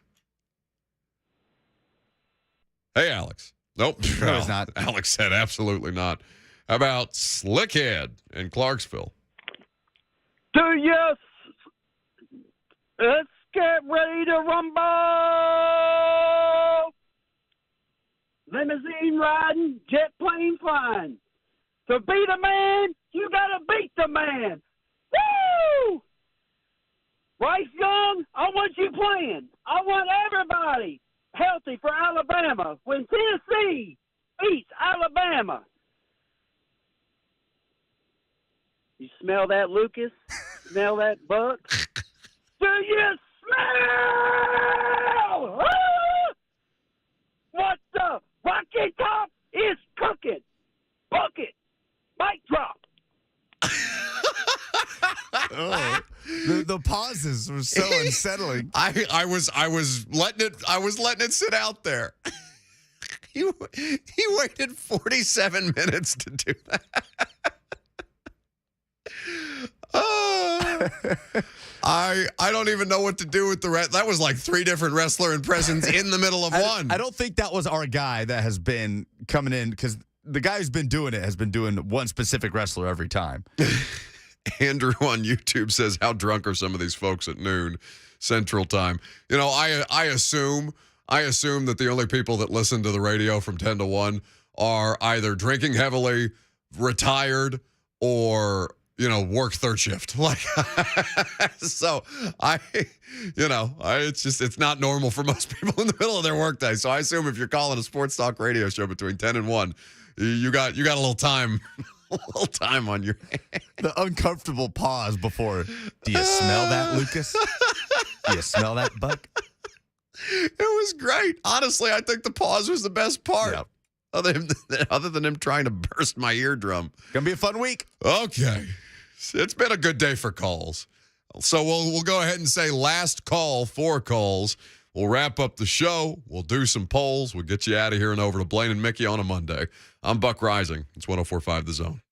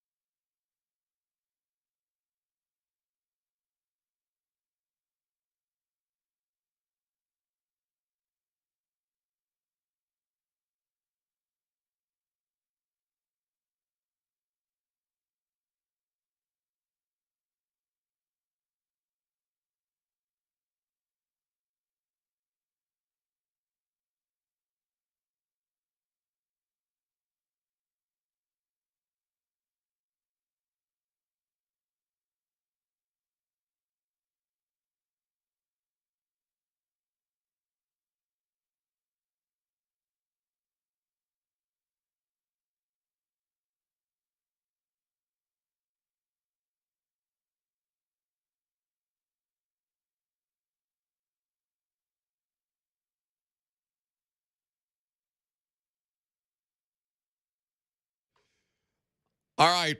So I have to issue a show apology. I said that I assume the only people listening to the radio show from 10 to 1 are people who are retired, unemployed, or drinking heavily. And I've offended the delivery driver population. I've offended the stay-at-home mom population. That listens to the show, so I'm very grateful for all of you. People with desk jobs, which is a massive percentage. I did not expect that visceral of a response. My bad. I guess I can't accuse everybody of drinking during the day. Although, I'll be honest with you. I was, I flew home from Washington this morning, and I was, a lot of Titans fans made the trip. We're going to talk about that here in a second. And a Titan fan sat next to me. I believe his name was Justin or Jeremy. Either way. And it's, this is a 6:55 a.m. flight Eastern time, so 5:55 local that we're flying home from. And my guy's drinking a mimosa. He's got Victory Monday on a whole nother level. He's talking to me about what the hell do we do with Caleb Farley and the offensive coaching staff, and I'm just cracking up the whole way. But yeah, no, people out here lit after a big winning weekend in the state of Tennessee, damn near across the board. Last call for phone calls, 615-737-1045 is how you jump in on the conversation. Lucas wants to talk about the atmosphere in Washington here in just a second, since we've been doing these opposing stadium reviews for the last couple of days. What are you smiling about? Pick up the phone. What's your name? Where you calling from? He said, name is unemployed and drunk. He didn't want to say anything. He just wanted to throw that out there. Tyler in the YouTube chat says 104.5 helps my work day fly by every day, which is our goal. What is your alarm? What's that alarm? Polls are brought to you by Two Rivers Ford. Oh, okay. We'll get to that. We will get to that.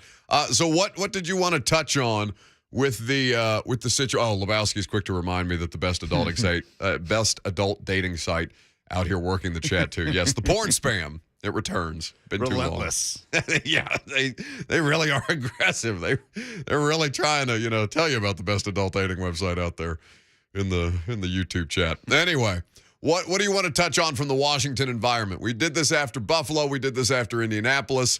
Now that Lucas is traveling to all the away games as well with Titans Radio, what was your takeaways from mighty FedEx Field, not in our nation's capital, but in Landover, Maryland? Well, I don't know. What did I text you yesterday in the first quarter of that game? Oh, I was not prepared for follow-up. What did you text me? I said, this place smells like sewage. I was too busy eating the cookies that somebody baked for me. Yes. With 6 dozen cookies. It said 200 by Super Bowl on it. The guy's name is Zach. He works for the Commanders. I guess he's from Middle Tennessee. Well, I think he covers the Commanders, or I don't know that he works for the team. No, I believe he works for the team as Gotcha. Almost like a Jimmy Wyatt, works for the team but covers the team. Gotcha. And I think he's from Middle Tennessee, and he's a fan of the primetime show. So I walked into my seat in the press box, and there's literally a million chocolate chip cookies, homemade. I gave a couple to Karski to make sure that they weren't poisoned before I ate one, and he seems to be okay. But yeah, the cookies for everybody. 200 by Super Bowl was significantly derailed yesterday. Although you ran off with 10 of them. I did. I ate quite a few of those cookies. Randy in YouTube says, any vermin? No vermin at FedEx Field. But you can tell that place is just a little run down. It's not that much worse. I thought it was going to be way worse. Nissan is, I think, equally bad. I disagree. I think even just the press box situation is far better at Nissan. The press box better. Press box better at Nissan. I will say that the only difference between FedEx and Nissan to me is the fact that Nissan is so centrally located and FedEx is in BFE, Maryland. Yeah. When we were walking up to the press box, I was talking to Brad Willis as we're walking up to the booth. How often have they had to re-image this place to go from the Redskins to the football team to the Commanders? Right. My goodness, that's a lot of work. That's every door and wall. I don't banner. think they're doing that much work. I don't know, but the Titans fans showed out in that game. Commanders fans hate Carson Wentz. They're chanting for Taylor Heineke before every drive. Before the game started. The howls, literal howls from the stadium when Carson Wentz threw that interception. Yeah, but this got me thinking about something that I want to throw out there maybe for tomorrow. Would you rather have because Nissan Stadium, I'm noticing, is one of the best locations in the NFL as far as proximity to downtown, seeing the skyline from the stadium, being able to just walk right over the bridge. And I say that because, you're traveling 35 minutes outside of town to go to FedEx Field for a Commanders game, or however long it takes to get to Arlington or Foxborough and all these different NFL stadiums. So would you rather have a stadium like Nissan is, maybe a little bit outdated, that is in a fantastic location, or an updated, shiny new stadium with the retractable roof and all the things that you want that's like an hour away? Like, if you told Titans fans, you'll get your stadium and all the shiny perks and the retractable roof and everything you could possibly want. But they'll put it in Murfreesboro. Or Lebanon or wherever. I wonder what people would say, because I'd say, leave it. Oh, I don't know, man. Let's talk about that tomorrow. Okay. I would love to know what people think. That's a good topic. God, look at you already thinking of bye-week topics. You came prepared this year. That sounds like somebody who's going to be filling in for me while I'm on vacation for a couple of days. Maybe I should have stole that. I was about to say, that was stupid by you. You're wasting the bye week stuff while I'm still here. All right, give me some polls. Hello, everyone listening to the Buck Rising Show. This is Benjamin Kenobi, better known as Obi-Wan. I have but one thing to say. I don't know what I'm Lucas, crying, use the laughing. That Force. got me Use the so Force, sorry. Lucas, to help interpret what the hell Chewie is saying.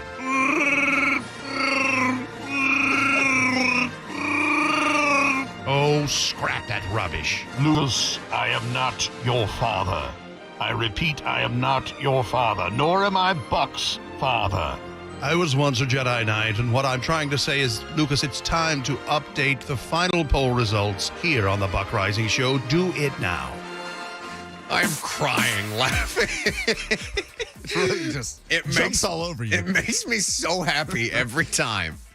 Presented by Two Rivers Ford. You can custom order any new Ford from Two Rivers. They deliver it straight to you as soon as it is manufactured. Who had the best performance this weekend? The Titans, the Preds, the Vols, or Nashville Soccer Club? 78% say the Vols, 12% the Titans, 9% the Preds, 1% NSC. I think 1% of people watch the NSC game. That's probably why. A 1-0 victory over the, was it LAFC? LAFC, correct. And they will play LA Galaxy in the first round of the playoffs on Saturday. So congratulations to them. I think that we should have included an additional category in there. I think the Titans can be one voting percentage, but I think Big Jeff deserves his own voting percentage for how hard he played in that game. But yeah, there's no question the Vols had the most impressive win. If there is one position the Titans need to trade for before the deadline, what would it be? Peter Wild says offensive line. Eldon says none. There's no offensive tackle that's tradable at the moment that will fix what they need to fix. Chris says corner. We'll talk about this more tomorrow. There is the Matt Rule firing does create an interesting situation in Carolina for some parts that are going to at least potentially be inquired about. I don't know if any of the parts that Carolina has would work for the Titans, although there is one wide receiver I'd be curious about. What is one word to describe the Caleb Farley experience so far with the Titans? Puka says disappointing. Caleb says burned. Rube says, how'd the Titans defense perform on third down yesterday? The answer is very good, but has nothing to do with this question. Yeah, I mean, the third down defense has actually been good all year long, but that's number one in the NFL right now. And they're number one in the red zone, man. Like this is why I get frustrated with the experience, because they're doing literally just enough to win, but they're the best at what they do in the places that they really need to be great. Who deserves more credit for the interception on that final play? Wentz or David Long? 81% say Long. I think Long just made a good play on that ball. Long did make a great play, but I mean, Carson Wentz. I mean, it wasn't Wentz. It wasn't just dump the ball into Molden in the end zone for a 1-yard pick six. But Wentz played pretty well up until that point. Listen, to Carson Wentz's credit, he made a couple of spectacular throws. He recovered a couple of fumbles. Bad snaps. Because bad snaps from his third string center, because their offensive line is in just as bad a shape. Was also under constant duress. I mean, he finished 25 of 38, 359 yards, 2 scores, and the 1 interception at the end. But the thing that everybody's going to remember is the Wentz.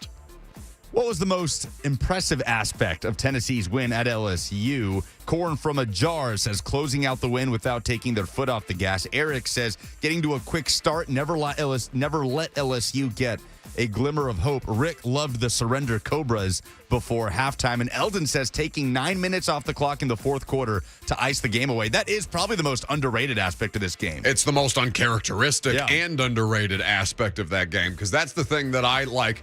I feel like I haven't seen Josh Heupel coached teams do effectively yet. What should the expectations for the Vols be after a 5-0 start? 9-3, 10-2 in a Sugar Bowl berth. Win the SEC East or college football playoff? Oh, easy. 59% said 10-2 Sugar Bowl. 16% said playoff. 13% said win the division. 12% said 9-3. Sounds like you've been drinking as much as our midday audience. Those are the polls. Those are the polls.